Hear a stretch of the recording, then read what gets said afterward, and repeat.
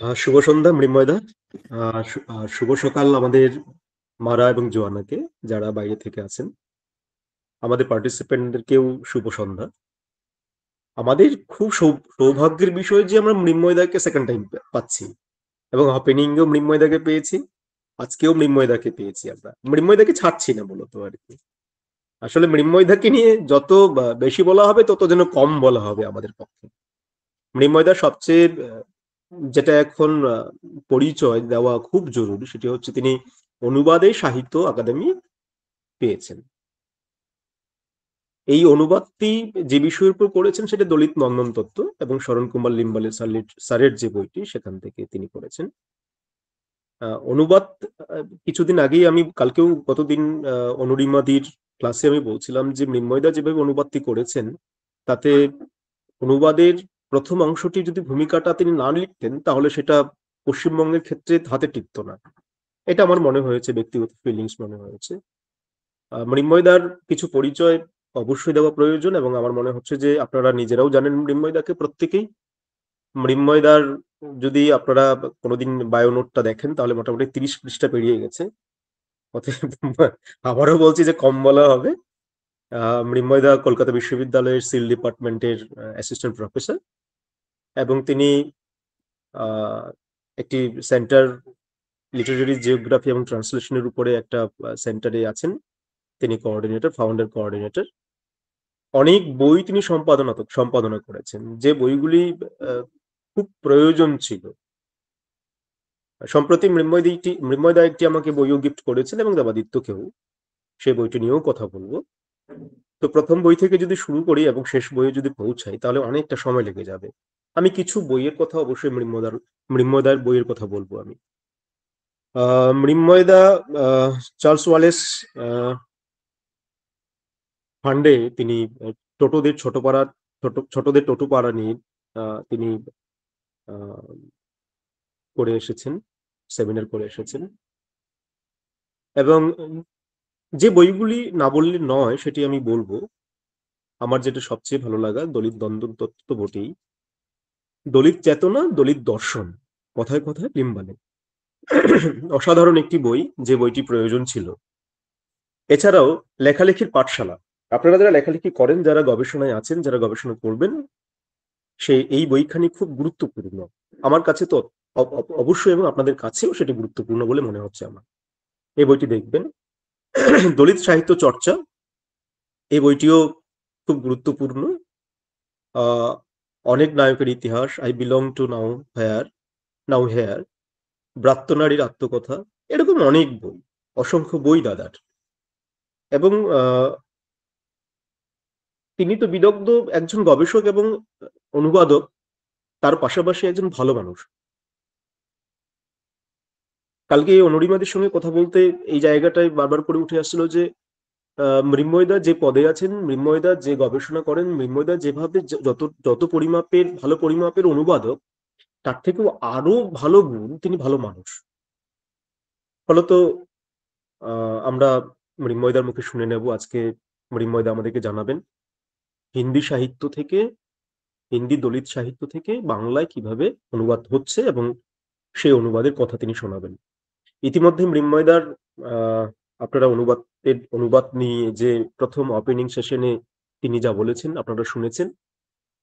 অনেকেই আক্ষেপ করছিলেন যে আমরা শুনতে পাইনি।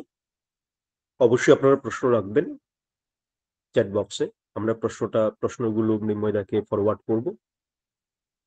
মোটামুটি 1 ঘন্টা আমরা আলোচনা করব মৃন্ময়দা, এবং বাকি 30 মিনিট আমরা ইন্টারেকশন সেশন। ওকে মৃন্ময়দা, ওভার টু ইউ। অনেক ধন্যবাদ গৌতম, আমাকে দ্বিতীয়বার এই অ্যাড অন কোর্সে বলার সুযোগ করে দেওয়ার জন্য। এবং তুমি যেভাবে আমার ইন্ট্রোডাকশন করলে এবং যত কথা বললে, সত্যি আমার কাছে আমি মানে খুবই কি বলবো, তোমার প্রতি কৃতজ্ঞ, এবং আমার একটু লজ্জাও লাগছে আর কি। আজকে আমি দলিত সাহিত্য এবং দলিত সাহিত্যের অনুবাদ নিয়ে কিছু কথা বলবো। আমি প্রাথমিকভাবে গৌতমকে বলেছিলাম যে মূলত হিন্দি থেকে বাংলা অনুবাদ প্রসঙ্গে আমি বলবো। কিন্তু তারপরে আমি দেখলাম যে হিন্দি থেকে বাংলা অনুবাদ আমি বেশি করেছি, এটা ঠিকই, কিন্তু অন্যান্য ভাষা থেকেও করেছি। তো সামগ্রিকভাবে সেই দিকগুলো নিয়েও আলোচনা করব, করে একটা সামগ্রিকভাবে দলিত সাহিত্যের অনুবাদের প্রসঙ্গে কথা বলব। এখন কালকে অনুরিমা বক্তৃতা দিয়েছেন। অনুরিমা নিয়মিত দলিত সাহিত্য অনুবাদ করেন বাংলাতে এবং ইংরেজি ভাষায়। অনেকগুলো অনুবাদ অনুরিমার প্রকাশিত হয়েছে। তো একটা বড় আলোচনা অনুরিমা করেছে, অনুরিমা ভালো গবেষক। তো আমি আমার একেবারে যে প্র্যাকটিক্যাল এক্সপিরিয়েন্স, সেই প্র্যাকটিক্যাল এক্সপিরিয়েন্স থেকে কিছু কথা বলার চেষ্টা করি, যাতে অনুবাদ কাজে যারা যুক্ত হবেন তারা অনেকগুলো সমস্যার সঙ্গে কিভাবে ডিল করতে হবে সেইটা যাতে বুঝতে পারেন। বিশেষত যারা একেবারে নবীন অনুবাদক, একেবারে অনুবাদকের কাজ শুরু করতে চলেছেন, তাদের জন্য বেশি কাজে লাগবে। যারা ইতিমধ্যে অনুবাদের সঙ্গে পরিচিত, অনেকদিন ধরে অনুবাদ সাহিত্য পড়ছেন বা অনুবাদের কাজ করছেন, তাদের কাছে এগুলো রিপিটেশনও মনে হতে পারে। আমার প্রথম কাজ ছিল দলিত নন্দন তত্ত্ব, যেটা খুব বিখ্যাত বই, মারাঠি লেখক শরণ কুমার লিম্বালের দলিত সাহিত্যাচে সৌন্দর্য শাস্ত্রা, মারাঠি ভাষায় লেখা। সেই বইটার বাংলা অনুবাদ আমি করি, এবং এটাই আমার জীবনের প্রথম বই, আমার জীবনের প্রথম পূর্ণাঙ্গ বই অনুবাদ করা। এবং এইটার জন্যই আমি 2023 সাহিত্য একাডেমি পাই। ফলত সাহিত্য একাডেমি পাওয়া এইটা নিশ্চয়ই খুবই খুবই আনন্দের, কিন্তু প্রথম বইয়ের জন্য পাওয়া, প্রথম অনুবাদের জন্য পাওয়া, এইটা আমার কাছে আরো খুবই বিশেষ একটা এবং খুব আদরের একটা ঘটনা। আমি যখন অনুবাদ করতে শুরু করি, মূলত প্রথমে আমি মারাঠি ভাষা থেকেই করার কাজ শুরু করেছিলাম, কারণ মারাঠি ভাষা আমি কিছুটা শিখেছিলাম। আমি যখন এমফিল গবেষণা করি তখন আমাদের একটা ম্যান্ডেটরি ল্যাঙ্গুয়েজ, ইন্ডিয়ান ল্যাঙ্গুয়েজ শিখতে হতো। তো আমাদের অপশন ছিল খাসি, সংস্কৃত, মারাঠি। তো আমি মারাঠি নিয়েছিলাম। প্রফেসর দাঁড়েগাঁওকর আমার মাস্টারমশাই ছিলেন মারাঠি শেখার। তো আমি যখন সেই কাজ শুরু করি, কাজ শুরু করার পর তার আগে আমার কাছে ইংরেজি অনুবাদটা চলে এসেছে, কারণ ইংরেজি অনুবাদটা খুবই বিখ্যাত। এই জন্যই যে ইংরেজি বিভাগগুলোতে সেই ইংরেজি অনুবাদ পড়ানো হয়। Towards an aesthetics of Dalit literature Orient black Schwann থেকে বেরিয়েছে। তো ইংরেজি অনুবাদটা আমি প্রথমে দেখছিলাম। প্রথমে দেখে আমি ইংরেজি থেকে একটু অনুবাদ করা শুরু করি। তারপরে আমার মনে হচ্ছিল যে অনেকগুলো জায়গায় সমস্যা হচ্ছে আমার ইংরেজি থেকে অনুবাদ করতে গেলে। সমস্যাটা কি? সেটা হচ্ছে মূলত পরিভাষার সমস্যা। ইংরেজিতে যে পরিমাণে তাত্ত্বিক পরিভাষা আছে, বাংলা কেন, কোনো ভারতীয় ভাষাতেই সেই পরিমাণে তাত্ত্বিক পরিভাষা নেই। যে কারণে আমরা আজও বাংলাতে তত্ত্বের বই অনুবাদ করতে পারি না। আমরা মূলত যেটা করি, বিভিন্ন পণ্ডিত মানুষ বিভিন্ন তত্ত্ব পাঠ করেছেন, তারপর তারা সেইটা নিয়ে একটা প্রবন্ধ লিখছেন। সেইভাবে বাংলায় আমরা অনেক পাশ্চাত্য তাত্ত্বিকদের কথা জানতে পারি, কিন্তু বাংলায় খুব বেশি পাশ্চাত্য সাহিত্য তত্ত্ব বা রাজনৈতিক বা সমাজতত্ত্বের অনুবাদ আমরা তেমন পাই না। কিছু যে একেবারে নেই তা নয়, অনেকগুলো আছে। শিশির কুমার দাস অ্যারিস্টটলের পোয়েটিক্স একেবারে গ্রিক থেকে অনুবাদ করেছিলেন, তিনি কিন্তু ইংরেজি থেকে করেননি। ইংরেজি থেকে করার অনেকগুলো সমস্যা রয়েছে। সমস্যাটা হচ্ছে এটাই, ইংরেজি যেহেতু গোটা পৃথিবী জুড়েই একটা লিঙ্গুয়া ফ্রাঙ্কা হিসেবে ব্যবহৃত হয়, সেই জন্য ইংরেজিতে গোটা পৃথিবী থেকে নানা রকম টার্মিনোলজি প্রত্যেক দিন আসছে। এবার তার সাথে পাল্লা দিয়ে সমপরিমাণ পরিভাষা কোনো ভারতীয় ভাষাতেই তৈরি করা সম্ভব নয়। যদি সেটা সম্ভব নাই হয়, তাহলে খুব ক্লাসিক থিওরি ছাড়া তার পরবর্তীকালের যে তত্ত্বগুলো, সেই তত্ত্বগুলো অনুবাদ করা বেশ কঠিন হয়ে যায়। অন্যদিকে বাংলা বা অন্যান্য ভারতীয় ভাষা থেকে ইংরেজিতে তত্ত্ব অনুবাদ করা কঠিন নয়। এই জন্য কঠিন নয়, তার কারণ হচ্ছে ইংরেজিতে প্রচুর পরিভাষা রয়েছে। কোনো বাংলার একটা ধারণা বা কিছু আমি বোঝানোর জন্য কোনো একটা পরিভাষা বেছে নিতে পারি। যখন ইংরেজি অনুবাদ করা হয় দলিত সাহিত্যাচে সৌন্দর্য শাস্ত্রের মারাঠি থেকে বাংলাতে, তখন সেই পুরো বইটার তাত্ত্বিক কাঠামোটা পাল্টে যায়। মনে রাখতে হবে, এটা কিন্তু সেই চিরাচরিত প্রশ্ন নয় যে অনুবাদে অনেক কিছু হারিয়ে যায়, অনুবাদে কি মূলের স্বাদ পাওয়া যায়, অনুবাদে পাল্টে গেল, প্রশ্নটা এটা নয়, প্রশ্নটা এতটাও সহজ প্রশ্ন নয়। প্রশ্নটা হচ্ছে কেন মারাঠি দলিত সাহিত্যাচে সৌন্দর্যের শাস্ত্র, যেটা একটা খুব সহজ সরল একটা বই, সহজ সরল বই এই অর্থে বলছি যে তার যে কাঠামো, তার যে নির্মাণ, তার যে অধ্যায় বিভাজন বা তার যে বক্তব্য, সেটা কোথাওই বোঝা খুব একটা কঠিন নয়। কিন্তু যখন সেটা ইংরেজিতে অনুবাদ করা হলো, অলোক মুখার্জি যখন করলেন, তিনি আমেরিকাতে পড়ান, আমেরিকাতে থাকেন, ফলত একদম ওয়েস্টার্ন একাডেমিয়ার একজন মানুষ, বা ওয়েস্টার্ন একাডেমিয়ার যে ল্যাঙ্গুয়েজ, সেই ল্যাঙ্গুয়েজটা উনি খুব ভালোভাবে জানেন, এবং উনি ইংরেজির মানুষ। সেই জন্য একেবারে পোস্ট কলোনিয়াল থিওরির বই যেভাবে লেখা হয় সেইভাবেই তিনি অনুবাদ করলেন। সেই জন্য আপনারা কেউ যদি মারাঠি দলিত সাহিত্যাচে সৌন্দর্য শাস্ত্র এবং ইংরেজি towards and aesthetics of Dalit literature, এই দুটো বই পাশাপাশি রাখেন, তাহলে দেখবেন তার মধ্যে বিস্তর ফারাক রয়েছে। এই ফারাকটা হচ্ছে একটা দেশি সাহিত্য ভাবনার সঙ্গে একটা উত্তর ঔপনিবেশিক সাহিত্য ভাবনা নির্মাণের পার্থক্য। তার মানে দলিত সাহিত্যের এই অনুবাদ একটা পোস্ট কলোনিয়াল থিওরিটিক্যাল কাঠামোর মধ্যে, উত্তর ঔপনিবেশিক তাত্ত্বিক বা তত্ত্ব চর্চার কাঠামোর মধ্যে, তত্ত্বের কাঠামোর না, তত্ত্ব চর্চার কাঠামোর মধ্যে নিয়ে চলে এলো, যে কারণে এতটা আলাদা। আমি তারপরে মারাঠি বইটা যখন দেখলাম, তখন দেখছি যে ইংরেজির সঙ্গে অনেকটা আলাদা, এবং ইংরেজি থেকে আমার পক্ষে অনুবাদ করাটা বেশ কঠিন, তার কারণ পরিভাষা এবং কাঠামোগত সমস্যা রয়েছে। মারাঠিটা দেখে, যেহেতু অল্প বিস্তর মারাঠি জানি, মারাঠিটা দেখে আমার মনে হলো যে এখান থেকে আমি অনুবাদ করতে পারি। আমি অনুবাদের কাজ শুরু করে আবার আমার সমস্যা হচ্ছে। তখন আমি লিম্বালেজির সাথে কথা বললাম, লিম্বালেজি আমাকে প্রভূত সাহায্য করেছে। লিম্বালেজি আমাকে বললেন, তুমি এর সঙ্গে সঙ্গে রমণিকা গুপ্তের হিন্দি অনুবাদটাও তুমি দেখো। তার কারণ হিন্দি এবং মারাঠি যেহেতু প্রচন্ড কাছাকাছি, দুটো এত কাছাকাছি ভাষা, এবং দুটোতেই আমরা তদ্ভব শব্দ রয়েছে, সেই জন্য তোমার কাজটা করতে অনেক সুবিধা হবে। তখন আমার কাছে, আমি একেবারে ইংরেজিটাকে ভুলে গেলাম, ইংরেজিটাকে বাদ দিয়ে দিলাম, আমি আবার প্রথম থেকে অনুবাদ করা শুরু করলাম। এবং আমি বলে রাখা ভালো যে গোটা প্রসেসটা, মানে আমার যেহেতু প্রথম অনুবাদ বই এইটা, এবং এত গুরুত্বপূর্ণ একটা বই আমি অনুবাদ করতে চলেছি, সেই জন্য আমার মধ্যে একটা ভয়, একটা সংশয় ইত্যাদি নানা কিছু ছিল, যে কারণে আমার একটা দীর্ঘ সময় লাগে। 2017 সালের 2রা এপ্রিল বইটা প্রকাশিত হয়, কিন্তু অনুবাদের কাজ আমি শুরু করেছি তার অনেকটা আগে। মানে প্রায়, বইটা আমি চিনি 2009 সালে প্রথম আমার বইটার সঙ্গে পরিচয় ঘটে, 2012 সালে একটু কাজ করি, তারপরে 2014 সালে আমি কাজ করা শুরু করি। কোন ল্যাঙ্গুয়েজকে আমি মিডিয়াম হিসেবে ব্যবহার করব, কতটা মারাঠি অ্যাক্সেস আমার শেষ অবধি থাকবে, ইংরেজিকে রাখবো না ইংরেজিকে প্রত্যাখ্যান করব, এই সিদ্ধান্তগুলো, এই কথাগুলো এখন যতটা সহজভাবে বলছি, এই সিদ্ধান্তে পৌঁছানো আমার পক্ষে সহজ ছিল না। এটা আমার অনেকটা সময় লেগেছে, যে আমি কেন ইংরেজি থেকে করব না, ইংরেজিকে প্রত্যাখ্যান করব, হিন্দি আমাকে কি সুবিধা দেবে, মারাঠি আমাকে কি সুবিধা দেবে। তো সমস্ত কিছু বাদ দিয়ে তখন আমার কাছে দুটো সোর্স টেক্সট হলো, একটা হচ্ছে মারাঠি আর একটা হচ্ছে হিন্দি।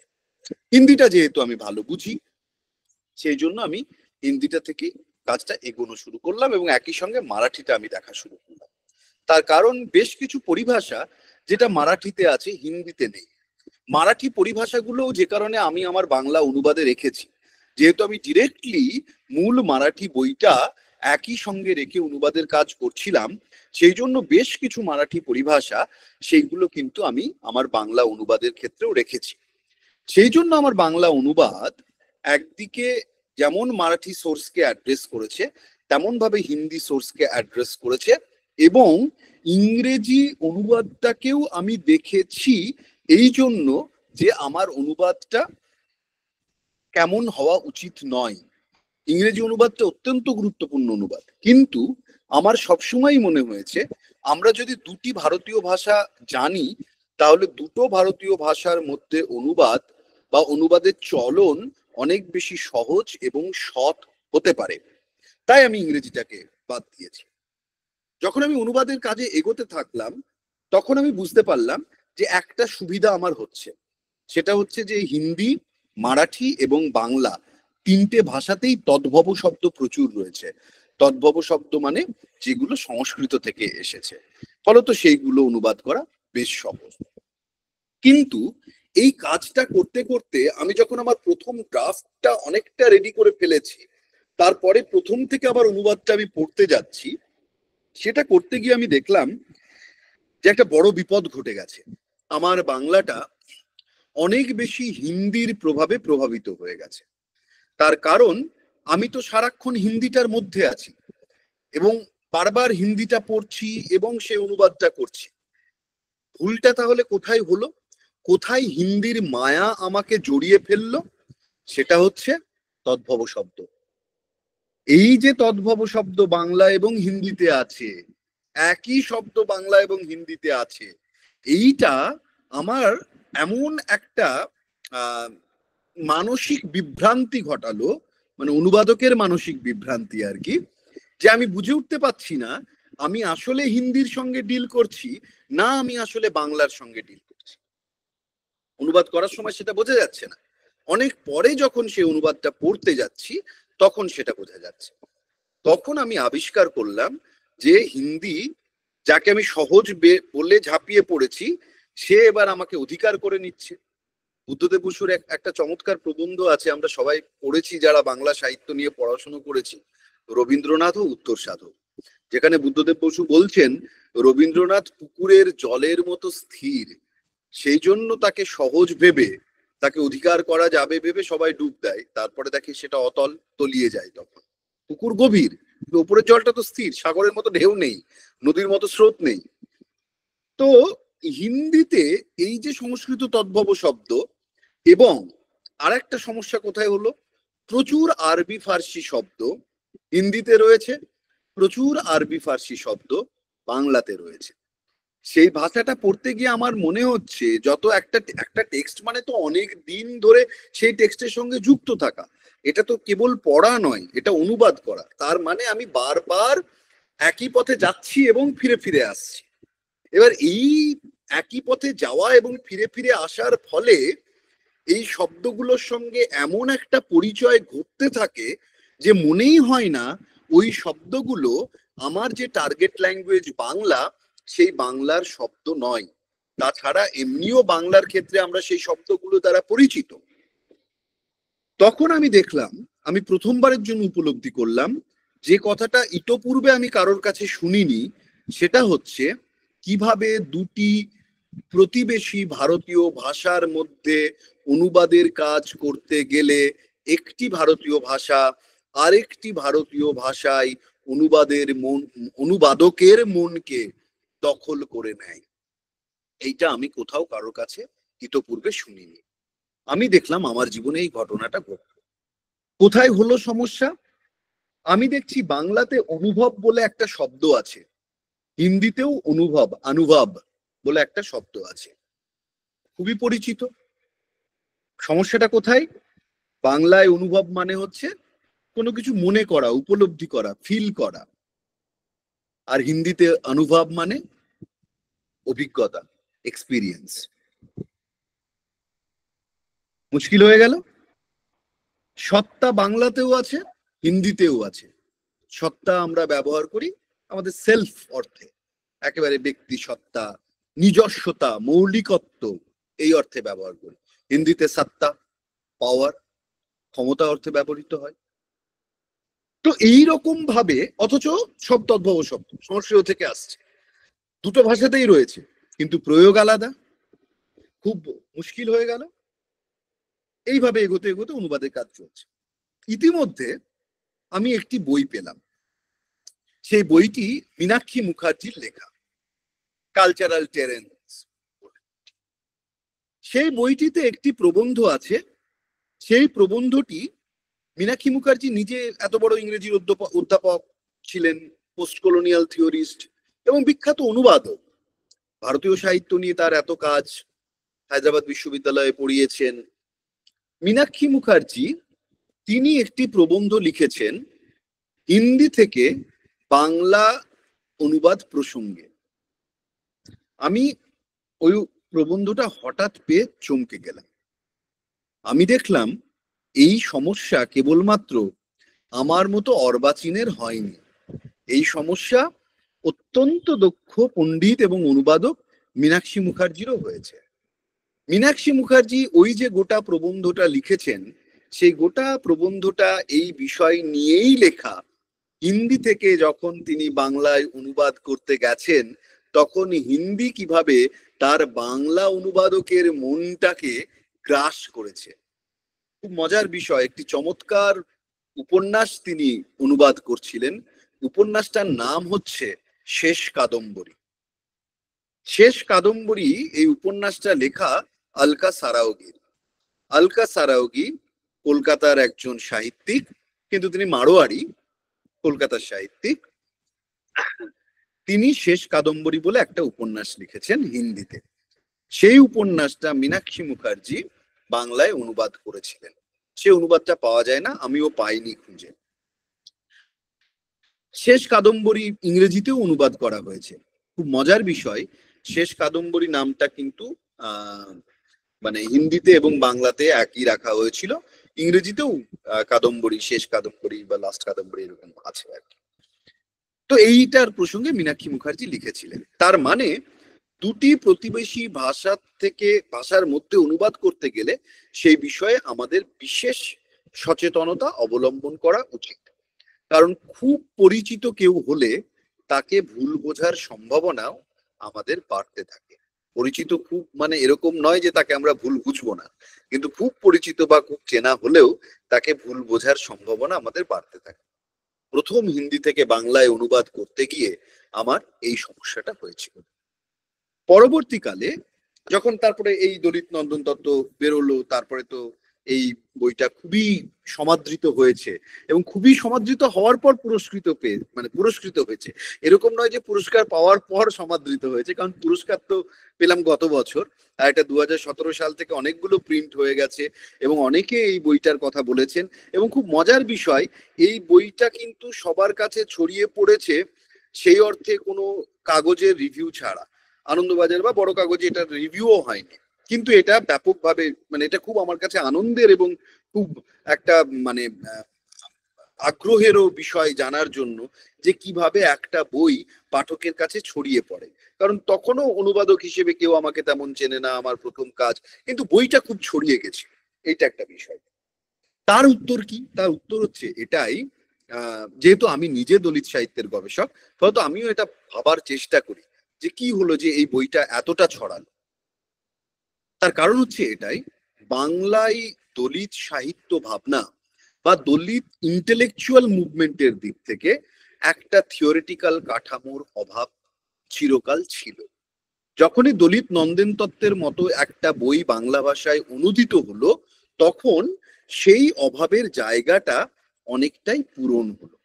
অনেকে দলিত সাহিত্যের সংজ্ঞা খুঁজে পেলেন, কাকে দলিত সাহিত্য বলবো, কাকে দলিত সাহিত্য বলবো না, দলিত সাহিত্য কেমন, সেইগুলোর উত্তর অনেকে পেলেন। আমার মনে হয় পাঠকের একটা নিজস্ব গরজ বা চাহিদা নিজেদের মধ্যে থেকে তৈরি হয়েছিল যখনই কানে কানে মানুষের কাছে এই বইটার খবর পৌঁছে গেছে। তাহলে আমরা বুঝতে পারলাম যে অনুবাদক কোন বই অনুবাদ করবেন সেইটা কিন্তু অনুবাদকের একটা রাজনৈতিক অবস্থান। অনুবাদক বোঝার চেষ্টা করছেন, মনে মনে একটা ক্ষেত্র সমীক্ষা করে নিচ্ছেন যে তাঁর ভাষায় বা তাঁর পাঠকের কাছে কোন বিষয় সম্বন্ধে যথেষ্ট জ্ঞানের আকর নেই, অথচ পাঠক সেই জ্ঞানটা পেতে চাইছে। দলিত নন্দন তত্ত্ব অনুবাদ করার পর এই উপলব্ধি আমার অনেক বেশি করে হয়, যে কারণে দলিত নন্দন তত্ত্বের এতগুলো মুদ্রণ হয়েছে বা এইভাবে প্রচারিত হয়েছে। এবং প্রথম আমরা যখন বইটা করি তখন আমরা ফ্রি পিডিএফ দিয়েছিলাম বইটার, প্রিন্টেড কপিও ছিল এবং ফ্রি পিডিএফও ছিল। সেই ফ্রি পিডিএফ আমরা যারা যারা আপলোড করেছিলাম নিজেদের বিভিন্ন অ্যাকাউন্টে, academia.edu থেকে নানা জায়গায় হাজার হাজার ডাউনলোড হয়েছে, কিন্তু তারপরেও প্রিন্টেড কপি কিন্তু শেষ হয়ে গেছে, প্রিন্টেড কপি তারপরে বিক্রি হয়ে গেছে। দলিত নন্দন তত্ত্ব অনুবাদ করার পর আমার মনে হয়েছিল যে আমার একটা কাজ, যে কাজটা, এই কাজটাও মূলত হিন্দি থেকে করা, আমি হিন্দি অনুবাদের প্রসঙ্গগুলোই প্রথমে বলে নিই। এই কাজটাও হিন্দি থেকে করা, কিন্তু এই কাজটা আমার অনুবাদ নয়, এই কাজটা আমার সম্পাদনায় প্রকাশিত হয়েছে। অনুবাদ সম্পাদক আমি ছিলাম। এই কাজটা খুব ইউনিক একটা কাজ এই জন্য, 1994 সাল থেকে 2021 সাল অব্দি শরণ কুমার লিম্বালে যতগুলো ইন্টারভিউ দিয়েছেন মারাঠি ভাষায়, হিন্দি ভাষায় এবং মালয়ালম ভাষায় এবং ইংরেজি ভাষায়, এই চারটে ভাষা থেকে আমরা সমস্ত, এবং তার মধ্যে বেশিটা হিন্দি, চারটে ভাষা থেকে তার সমস্ত ইন্টারভিউ নিয়ে আমরা বাংলায় অনুবাদ করে একটি সংকলন প্রকাশিত করি। লিম্বালেজি এটাতে খুবই খুশি হয়েছিলেন। তার কারণ হচ্ছে লিম্বালেজি এই অনুবাদগুলো বা কোনো অনুবাদই কোথাও এক জায়গায় দুই মলাটের বই হিসেবে সংকলিত হয়নি, কেবলমাত্র বাংলাতেই অনুবাদের মধ্যে দিয়ে এই সংকলনের কাজটা করা সম্ভব হলো। প্রশ্ন হচ্ছে এই সংকলনের কাজটা কেন করলাম? তার আগে তো দলিত নন্দন তত্ত্ব করে ফেলেছি, তাহলে আমি এই কাজটা কেন করতে গেলাম? এই কাজটা এই জন্য করলাম, তার কারণ ভারতীয় রাজনীতি, ভারতের ইতিহাস এবং ভারতীয় সাহিত্যে দলিত রাজনীতি এবং দলিত সাহিত্যের অবস্থান কি সেইটা এই 30 বছর ধরে লিম্বালেজি যে ইন্টারভিউ গুলো দিয়েছেন সেই ইন্টারভিউ গুলোর মধ্যে দিয়ে অত্যন্ত স্পষ্ট হয়ে উঠেছে। আমার মনে হয়েছিল বাংলা দলিত সাহিত্যের পাঠক বা দলিত সাহিত্যে যারা উৎসাহী তাদের কাছে এইরকম একটি আকর গ্রন্থ থাকা দরকার, যাতে তারা যখন বাংলা দলিত সাহিত্য নিয়ে গবেষণা করতে যাবেন তখন তারা যথেষ্ট যুক্তি উপস্থাপন করতে পারেন যে কেন দলিত সাহিত্য নিয়ে কাজ করা দরকার, দলিত সাহিত্যের ভূমিকা ভারতীয় রাজনীতিতে কি, দলিত সাহিত্যের ভূমিকা ভারতীয় সাহিত্যে কি। সেই আকর গ্রন্থটা তুলে দেওয়ার জন্যই এই সম্পাদনার কাজটা করি, যেটার কথা গৌতম নিজেও বললেন। এই বইটার নাম দিয়েছিলাম দলিত চেতনা, দলিত দর্শন, কথায় কথায় শরণ কুমার লিম্বালে। এই বইটা একটা 256 পাতার বই। এই 256 পাতার বইতে প্রায় সমস্ত উত্তর দেওয়া আছে ভারতীয় সাহিত্যে দলিত সাহিত্যের ভূমিকা কি, ভারতীয় রাজনীতিতে দলিত রাজনীতির ভূমিকা কি, দলিত রাজনীতি কিভাবে দলিত সাহিত্যকে নির্মাণ করেছে, দলিত সাহিত্য কিভাবে দলিত রাজনীতিকে নির্মাণ করেছে, এবং এই সমস্ত কিছুর মধ্যে অনুবাদের ভূমিকাটা কি। দেখুন, দলিত সাহিত্যের অনুবাদ আর 5টা সাহিত্যের অনুবাদের মতো নয়।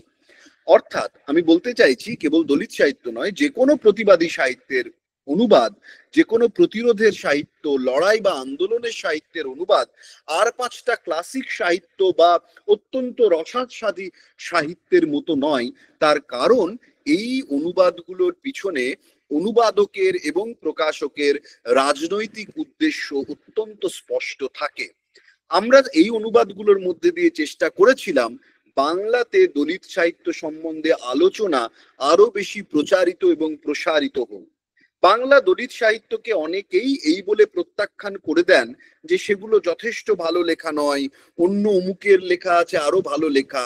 কিন্তু যখনই দলিত আন্দোলনের পৃষ্ঠভূমি থেকে উঠে আসা লেখকদের সাহিত্য বাংলায় অনুদিত হচ্ছে, তখন সেই দলিত সাহিত্যকে প্রত্যাখ্যান করা কঠিন, এবং সেই অনুবাদ কিন্তু ইতিমধ্যেই বাঙালি পাঠকদের মধ্যে একটা মননভূমি প্রস্তুত করে দেয় লড়াইয়ের, প্রতিরোধের বা দলিত সাহিত্য সম্বন্ধে সচেতনতার।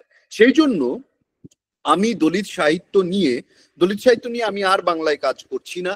বাংলায় এবার একটা ইংরেজিতে আমার বই করার ইচ্ছে আছে, সেই কাজটা আমি একটু শুরু করেছি, কবে শেষ করতে পারবো জানি না। কিন্তু বাংলায় দলিত সাহিত্য নিয়ে ইতিমধ্যে আমি বেশ কয়েকটা কাজ করেছি, আমি আর বাংলায় দলিত সাহিত্য নিয়ে কাজ করতে চাইছি না। আমার মনে হয়েছে যে একজন একাডেমিক হিসেবে যেটুকু অভাব আমার মনে হয়েছিল সেইটুকু অভাবের জায়গা আমি অ্যাড্রেস করেছি। দলিত সাহিত্য চর্চা, যে বইটার কথা গৌতম বললেন, সেটা হচ্ছে সর্ববৃহৎ দলিত সাহিত্য বিষয়ক প্রবন্ধের সংকলন, প্রায় একটা 700 পাতার উপরে বই। সেখানে বাংলা দলিত সাহিত্য, সমাজ, রাজনীতি, দর্শন, দলিত নন্দন তত্ত্ব, সাহিত্য তত্ত্ব, দলিত আন্দোলন সমস্ত কিছু নিয়ে লেখালেখি আছে, ফলত ওই জায়গাটা অ্যাড্রেস করা গেছে। আর একটা প্রবন্ধের সংকলন এবার বইমেলায় বেরিয়েছে ছোঁয়া থেকে, সেটা হচ্ছে যে দলিত সাহিত্যের বহুস্বর, দলিত সাহিত্যিকরা যে প্রবন্ধ লিখেছেন বাংলায়, বাঙালি দলিত সাহিত্যিকরা, সেইগুলোর একটা সংকলন। আমি এই তথ্যগুলোর মধ্যে দিয়ে এটাই বোঝাতে চাইছি যে একজন দলিত সাহিত্যের অনুবাদক হিসেবে আমার অনুবাদ করা এবং দলিত সাহিত্যের সংকলন বাংলায় প্রকাশ করা দুটো ভিন্ন কাজ নয়, দুটো একই উদ্দেশ্য পূরণের উদ্দেশ্যে যাত্রা। দলিত সাহিত্য চর্চা যখন বইটা আমি করছি বা দলিত সাহিত্যের বহুস্বর আমি যখন করছি, সেটা যে উদ্দেশ্য নিয়ে করছি, দলিত সাহিত্যের অনুবাদও আমি সেই উদ্দেশ্য নিয়ে করেছি। আমার যখন এই দলিত চেতনা দলিত দর্শন বইটা প্রকাশিত হয়, এই কাজটা কিন্তু করেছিল আমার ছাত্রছাত্রী। আমরা একটা কোলাবোরেটিভ ট্রান্সলেশন মেথডে, মানে যেখানে যৌথ অনুবাদ সবাই মিলে অনুবাদের কাজটি করা হচ্ছে, একে অপরের অনুবাদ দেখা হচ্ছে, সেইভাবে আমি এই কাজটা করাই এবং আমি সম্পাদকের ভূমিকা পালন করি। এতে করে যেটা হয়, আমার ছাত্রছাত্রীদের সঙ্গে দলিত সাহিত্যের তাত্ত্বিক কাঠামোর সঙ্গে একটা একটা সংযোগ, একটা গভীর এবং নিবিড় সংযোগ ঘটে, কারণ তারা এই প্রথম দলিত সাহিত্যের কোনো টেক্সট অনুবাদের কাজে নিজেরা যুক্ত হচ্ছেন। কেউ ইংরেজি থেকে অনুবাদ করছেন, কেউ হিন্দি থেকে অনুবাদ করছেন, তারা যুক্ত হচ্ছে এবং এই বইটি প্রকাশিত। যখন এই বইটি সাকসেসফুল ভাবে প্রকাশিত হলো, তখন আমি আরেকটি পদক্ষেপ গ্রহণ করি। ক্লাসে আমি একটি দলিত অটোবায়োগ্রাফি আমি পড়ানো শুরু করি। সেই দলিত অটোবায়োগ্রাফিটার নাম হচ্ছে ওয়ার্ডস উইথ ইউ ওয়ার্ল্ড। এটা সিদ্ধালিঙ্গাইয়া বিখ্যাত দলিত ইন্টেলেকচুয়াল, দলিত পোয়েট এবং অথার, কন্নড় ভাষার, এবং তিনি কন্নড় সাহিত্য আন্দোলন, দলিত সাহিত্য আন্দোলন এবং দলিত আন্দোলনকে দীর্ঘদিন ধরে লিড করে গেছেন। তার যে আত্মজীবনী আমি ক্লাসে পড়ানো শুরু করি, সেটি ইংরেজি ভাষায়। আসলে অরু কেরি বলে কন্নড় ভাষায় 4 খণ্ডে তার আত্মজীবনী ছিল, যেটা ইংরেজিতে অনুবাদ করা হয় একটি খণ্ডে, এবং সেই ইংরেজি থেকে আমরা বাংলায় অনুবাদ করি। অতএব ইংরেজি অনুবাদটা ছিল সিনথেসিস অফ অরু কেরি, কন্নড় ভাষা থেকে অনুবাদের একটা সিনথেসিস, আর বাংলা অনুবাদটা হচ্ছে সেই সিনথেসিসের ট্রান্সলেশন। এইটা ট্রান্সলেট করাটা প্রয়োজন মনে করলাম এই জন্য, প্রথম কথা, এটা আমি ক্লাসে পড়াচ্ছিলাম যার কোনো বাংলা অনুবাদ নেই, ফলত একটা বাংলা অনুবাদ দরকার। দ্বিতীয় কথা, আমি দেখুন, দলিত সাহিত্য পড়তে গেলে আমাদের সবসময় একটা মনে হয় যে এটা কেবল একটা অ্যান্টিকাস্ট লিটারেচার, এটা কেবলমাত্র দলিতদের জন্য।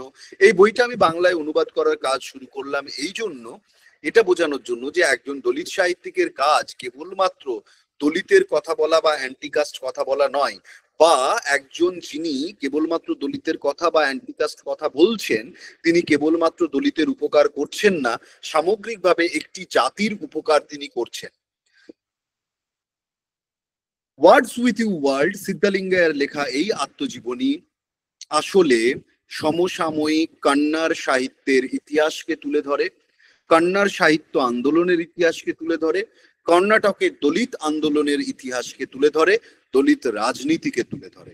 সেই জন্য এই বইটি খুব গুরুত্বপূর্ণ। কেবল একটি দলিত আত্মজীবনী বলে নয়, দলিত আত্মজীবনীর মধ্যে দিয়ে সিদ্ধালিঙ্গাইয়া দেখাচ্ছেন কিভাবে তল থেকে, সমাজের একেবারে নিচু স্তর থেকে সমাজকে দেখতে পারলে, দেখার সেই ক্ষমতা বা যোগ্যতা অর্জন করতে পারলে আমরা সমাজকে একটা পূর্ণ রূপে চিনতে বা বুঝতে পারি। সেই জন্য এই অনুবাদটা খুব দরকার ছিল। এই অনুবাদটা আমি এই জন্য মানে এটাও সম্পাদনা করেছি আমি, আমার ছাত্রছাত্রীরা করেছে। একটা সেমিস্টার জুড়ে ক্লাসে আমি এই টেক্সটটা পড়াচ্ছিলাম এবং এই একটা সেমিস্টার জুড়ে ছাত্রছাত্রীরা অনুবাদ করে, এবং তারপর মান্দাস থেকে এই বইটি প্রকাশিত হয়। আমারও কিছু বলার আছে, বইটির নাম আমারও কিছু বলার আছে, এবং মান্দাস থেকে বেরিয়েছে একজন কন্নড় দলিত কবির আত্মজীবনী। এই বইটা আসলে, এই অনুবাদটাকে আমরা একটা পেডাগজি হিসেবে দেখেছি। পেডাগজি হিসেবে দেখেছি বলতে, এই দলিত অনুবাদটার মধ্যে দিয়ে আমরা পাঠকদেরকে বোঝাতে চেয়েছি বা নিজেরা বুঝতে চেয়েছি যে কিভাবে একটা দলিত আত্মজীবনী আসলে সামগ্রিকভাবে একটা জাতির ইতিহাস পাঠ করার পাঠ মাধ্যম হতে পারে বা পাঠ পদ্ধতি হতে পারে। তাই দলিত আত্মজীবনীকে কেবলমাত্র দলিতের আত্মজীবনী বলে সীমাবদ্ধ রাখা, সেইটার বিরুদ্ধে আমরা দাঁড়াতে চেয়েছি, সেই জন্য এই অনুবাদটা করেছি। আমি এই কথাগুলোর মধ্যে দিয়ে এটাই বোঝাতে চাইছি, আমরা যারা অনুবাদ করি, আমরা যারা অনুবাদ করব, আমরা কিন্তু প্রত্যেকে একটি বিশেষ উদ্দেশ্য নিয়ে অনুবাদ করি।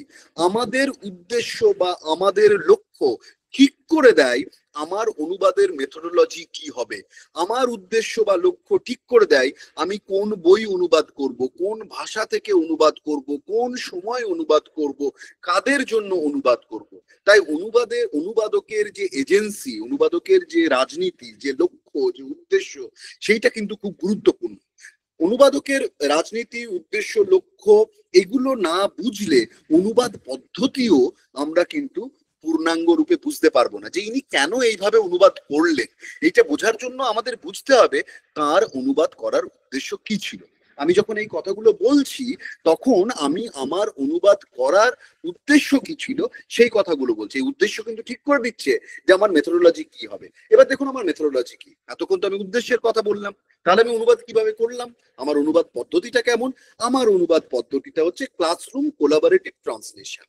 এবার ক্লাসরুম কোলাবোরেটিভ ট্রান্সলেশনটা কি, এইটা আমরা বলা যেতে পারে খুব ইনোভেটিভ পেডাগজি এটা আমাদের, যেটা খুবই সমাদৃত হয়েছে। দা হিন্দু নিউজ পেপার খুব বড় করে এই ঘটনাটাকে কভার করেছিল যে আমরা ক্লাসরুমে এইভাবে ট্রান্সলেট করছি।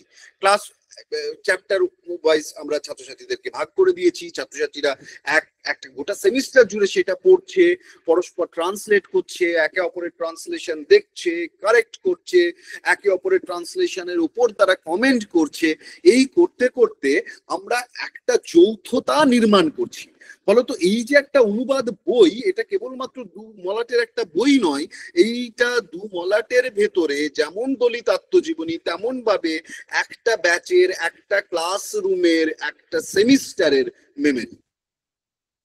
এই বইটা সাক্ষ্য বহন করে যে 30টা ছেলে মেয়ে এই বইটা অনুবাদের কাজের সঙ্গে যুক্ত ছিল, তাদের মধ্যে কেমন ইমোশনাল বন্ডিং তৈরি হলো, তাদের মধ্যে কেমন সহিষ্ণুতা তৈরি হলো, তাদের মধ্যে কিভাবে অনুবাদকের সঙ্গে সঙ্গে সম্পাদক সত্তা জেগে উঠল।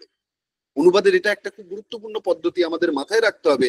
অনুবাদক মানেই কিন্তু সম্পাদক, অনুবাদক মানেই তার কপি এডিটিং এর কাজ তিনি নিজে করছেন। তারপরে তো প্রফেশনাল কপি এডিটর কোনো প্রেসে থাকতে পারে, থাকলে ভালো, কিন্তু বাংলার ক্ষেত্রে সেটা থাকে না সাধারণত। কিন্তু অনুবাদক সবসময় নিজেই সম্পাদনার কাজ করতে করতে এগিয়ে যান। আমাদের এই কাজটার মধ্যে একটা যৌথতা স্মৃতি আছে, একটা নস্টালজিয়া আছে, একটা আবেগ আছে, পরস্পরকে বোঝার একটা একটা একটা নিদর্শন রয়েছে, এবং পারস্পরিক সমঝোতার মধ্যে দিয়ে একটা ইন্টেলেকচুয়াল কাজ করে যাওয়ার প্রবণতা রয়েছে। এর মধ্যে দিয়ে সামগ্রিকভাবে ছাত্র সমাজের কি উন্নতি হয়। দেখুন, আমি যখন ক্লাসে আগের বছর অব্দি এই আত্মজীবনীটা পড়াচ্ছি, মূলত এটা লেকচার মেথড, আমি বলে যাচ্ছি, আমার ছাত্রছাত্রীরা শুনে যাচ্ছে। কিন্তু যখন আমি ছাত্রছাত্রীদের দিয়ে অনুবাদ করাচ্ছি, তখন অথরিটি, ক্লাসরুমের যে অথরিটি, ক্লাসরুমের যে ইন্টেলেকচুয়াল পাওয়ার স্ট্রাকচার, বিউরোক্রেটিক পাওয়ার স্ট্রাকচার বলছি না, সেটা সবসময় তো টিচারের বেশি, কিন্তু যে ইন্টেলেকচুয়াল পাওয়ার স্ট্রাকচার, সেই ইন্টেলেকচুয়াল পাওয়ার স্ট্রাকচারটা কিন্তু অনেকটাই ভাগ হয়ে যাচ্ছে। কারণ এতক্ষণ অব্দি টেক্সট অ্যানালিসিস করছিলাম আমি, এবার যখন ছাত্রছাত্রীরা সবাই গোটা টেক্সটটাকে অনুবাদ করবে বলে তার প্রত্যেকটা বাক্য, প্রত্যেকটা শব্দ, অনুচ্ছেদ একেবারে তছনছ করে ফেলছে, এক্সপ্লোর করছে অনুবাদ করবে বলে, তখন তাদের কাছে নিত্য নতুন অর্থ তৈরি হচ্ছে, অর্থের সম্ভাবনা তৈরি হচ্ছে। তারা নিত্য নতুন ব্যাখ্যা করার চেষ্টা করছে, তারা বোঝার চেষ্টা করছে একটা typical cultural term, Kannada cultural টার্মকে বাংলায় কিভাবে রাখবে, একটা গালাগালির অনুবাদ বাংলায় তারা কিভাবে করবে, এই সমস্ত কিছুকে তারা ভাবছে। ক্লাসরুমের মধ্যে একটা টেক্সটের অথরিটি কিন্তু শেয়ার্ড হয়ে যাচ্ছে। এইটা খুব গুরুত্বপূর্ণ। আমরা যে যে যে ক্লাসরুম কোলাবোরেটিভ ট্রান্সলেশন মেথড একটা নতুন পেডাগজি হিসেবে ব্যবহার করছি। আমি এটার মধ্যে দিয়ে এটাই বোঝাতে চাইছি যে দেখুন, দুটো জিনিস আছে, একটা হচ্ছে ট্রান্সলেশনের মেথড, আর একটা হচ্ছে ট্রান্সলেশন অ্যাজ মেথড। আমি এই যে কাজটার, এই যে 3 নম্বর কাজটার উদাহরণ আপনাদেরকে দিলাম, এই কাজটা কিন্তু দুটো জিনিস বোঝাচ্ছে। একটা ট্রান্সলেশনের মেথড, ট্রান্সলেশনের মেথডটা কি, ক্লাসরুম কোলাবোরেটিভ ট্রান্সলেশন। একটা সেমিস্টার জুড়ে রিডিং অ্যান্ড ট্রান্সলেটিং, পড়ছো অনুবাদ করছো, রিডিং, ইন্টারপ্রেটিং, ট্রান্সলেটিং, পড়ছো, ব্যাখ্যা করছো, অনুবাদ করছো। এটা হচ্ছে এই ট্রান্সলেশনের method. Translation as method, translation নিজেই একটা মেথড। কিভাবে ট্রান্সলেশন নিজেই একটা মেথড? ট্রান্সলেশন এই জন্য নিজে একটা মেথড যে এই ট্রান্সলেশনের মধ্যে দিয়ে আসলে আমি ছাত্রছাত্রীদেরকে এই আত্মজীবনীটা থরলি পড়িয়ে নিলাম, রিডিং পড়িয়ে নিলাম, যেখানে ছাত্রছাত্রীরা নিজেদের অথরিটি অর্জন করলো এই টেক্সটটাকে ব্যাখ্যা করার জন্য। যেখানে ক্লাসরুমে ইন্টেলেকচুয়াল অথরিটি যেটা টিচারের কাছে ছিল সেটা স্টুডেন্টের কাছেও চলে গেল, ক্লাসরুম আরো বেশি পার্টিসিপেটরি ক্লাসরুম হয়ে গেল। অর্থাৎ translation as pedagogy of teaching. আমি কিভাবে একটা আত্মজীবনী পড়াবো, কিভাবে একটা উপন্যাস পড়াবো, কিভাবে একটা কবিতার অ্যান্থোলজি পড়াবো, তার সেই পেডাগজিটা ঠিক করে দিচ্ছে কিন্তু ট্রান্সলেশন। মানে ট্রান্সলেশনটাকে আমি সেই পেডাগজি হিসেবে ব্যবহার করছি। আমি বলছি যে এই জায়গাগুলো খুব গুরুত্বপূর্ণ, যেখানে ট্রান্সলেশনকে কেবলমাত্র একটা ট্রান্সলেশনাল অ্যাফেয়ারের মধ্যে, প্রসেস বা প্রোডাক্ট শুধু এর মধ্যে আমরা আটকে রাখছি না, ট্রান্সলেশনকে তার বাইরে বের করে ট্রান্সলেশন অ্যাজ আ ফেনোমেনা সেইটাকে আমরা ব্যবহার করার চেষ্টা করছি কিভাবে, এটাও খুব গুরুত্বপূর্ণ। দেখুন, আমরা যখন কোনো ট্রান্সলেটেড বই পড়ি তখন কিন্তু আমরা ট্রান্সলেশন অ্যাজ আ ফেনোমেনার সঙ্গে অনেক বেশি করে যুক্ত হই। আমরা যখন শার্লক হোমস পড়ছি, আমরা যখন শেক্সপিয়ার পড়ছি বাংলায়, আমরা যখন টিনটিন পড়ছি বাংলায়, তখন কিন্তু আমরা সেই ফেনোমেনাটার সঙ্গে অনেক বেশি করে যুক্ত হচ্ছি, যে সে কিভাবে আমার মেমোরি তৈরি করে, আমার চাইল্ডহুড মেমোরি তৈরি করে দিচ্ছে, সে কিভাবে আমার কমিক্সের চাহিদাটা মেটাচ্ছে, সে কিভাবে আমার প্রতিদিনের বাংলা ভাষার মধ্যে প্রবেশ করে যাচ্ছে। টিনটিন যখন আমরা পড়েছি ছোটবেলায়, তখন তো ছোটবেলায় নয়, আমরা গ্রামের মানুষ ছোটবেলায় টিনটিন পাইনি, বড় হয়েই পড়েছি, মানে সেটাই এখন ছোটবেলায় আর কি। কলেজে পড়ার সময় টিনটিন পড়েছি, তো সেটা ছোটবেলায় আমাদের তখন টিনটিন পড়েছি। কিন্তু কলকাতা শহরের বন্ধুরা অনেক ছোটবেলায়, তারা স্কুলে থাকতে, আমরা 8-10 বছর পরে। তো এবার পড়তে গিয়ে আমরা দেখেছি যে আমাদের বাংলা ভাষা বা আমাদের চিন্তার সঙ্গে টিনটিন অনুবাদের ভাষাগুলো ক্রমশ এসে ঢুকে যাচ্ছে, জড়িয়ে যাচ্ছে। দেখুন, এইখানে কিন্তু আপনি ট্রান্সলেশনের মেথড ইত্যাদি নিয়ে খুব একটা ভাবছেন না, কিন্তু ট্রান্সলেশন নিজেই আপনার ভাষা নির্মাণের একটা মেথড হয়ে উঠছে, আপনার স্মৃতি নির্মাণের একটা মেথড হয়ে উঠছে, আপনার আপনার আপনার সত্তা নির্মাণের একটা একটা খুব পাওয়ারফুল টুল, একটা জোরালো অস্ত্র হয়ে উঠছে। আমরা যখন এই ক্লাসরুম কোলাবোরেটিভ ট্রান্সলেশনটা দলিত সাহিত্যের খুব সাকসেসফুলি করি, তারপরে নর্থ ইস্টের একজন কবি, খাসি ভাষার একজন কবি, কিংফাম সিং নংকিনরি, তার একটি কবিতার বই, সেই কবিতার বইটা আমরা বাংলায় অনুবাদ করি। এই বইটাও আমরা কিন্তু ক্লাসরুম কোলাবোরেটিভ ট্রান্সলেশনের মাধ্যমে অনুবাদ করি। যখন এটা খুব সাকসেসফুল হলো, সাকসেসফুল হওয়ার পর আমি আরেকটা নতুন অ্যান্থোলজি স্টুডেন্টদেরকে, পরের বছরের স্টুডেন্টদেরকে পড়ানো শুরু করলাম। সেটা হচ্ছে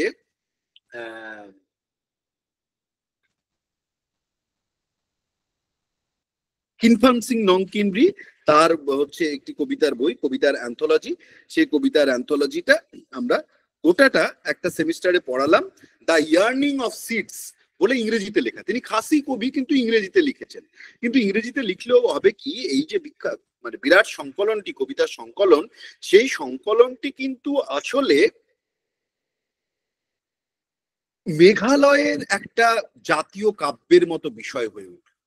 মেঘালয়ের সমাজ, রাজনীতি, দর্শন, মানুষের সততা, মানুষের অসৎ হয়ে ওঠা, রাজনৈতিক ঠগবাজি, নেতাদের চৌর্যবৃত্তি, মিথ, লেজেন্ড, মানুষের কামনা, সেক্সুয়ালিটি, প্লেজার, সমস্ত কিন্তু এই কাব্যগ্রন্থের বিষয়।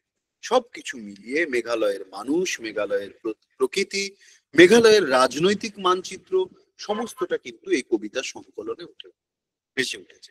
ইয়ার্নিং অফ সিডস খুব মজার বিষয়। এই ইয়ার্নিং অফ সিডস এই কাব্যগ্রন্থটা যখন লিখছেন কিংফাম সিং নংকিনরি, তিনি কিন্তু ভীষণভাবে প্রভাবিত পাবলো নেরুদা দ্বারা।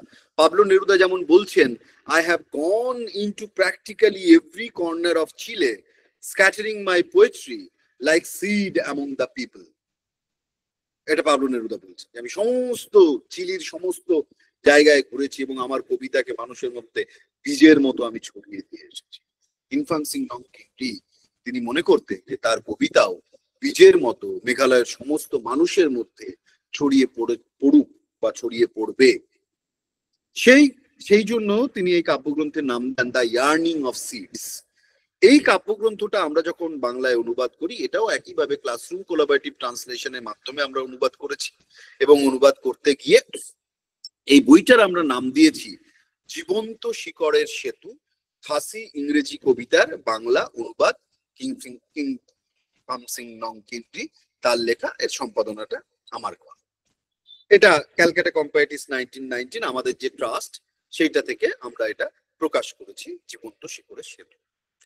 এইবার আমরা যখন দেখুন earning of seeds, earning of seeds মানে বীজের হাই তোলা বা বীজের জেগে ওঠা, বীজের জন্ম, এরকম কিছু একটা হতে পারে। কিন্তু বইটার নাম বীজ দিয়ে কেন এটা হয়ে গেল জীবন্ত শিকড়ের সেতু?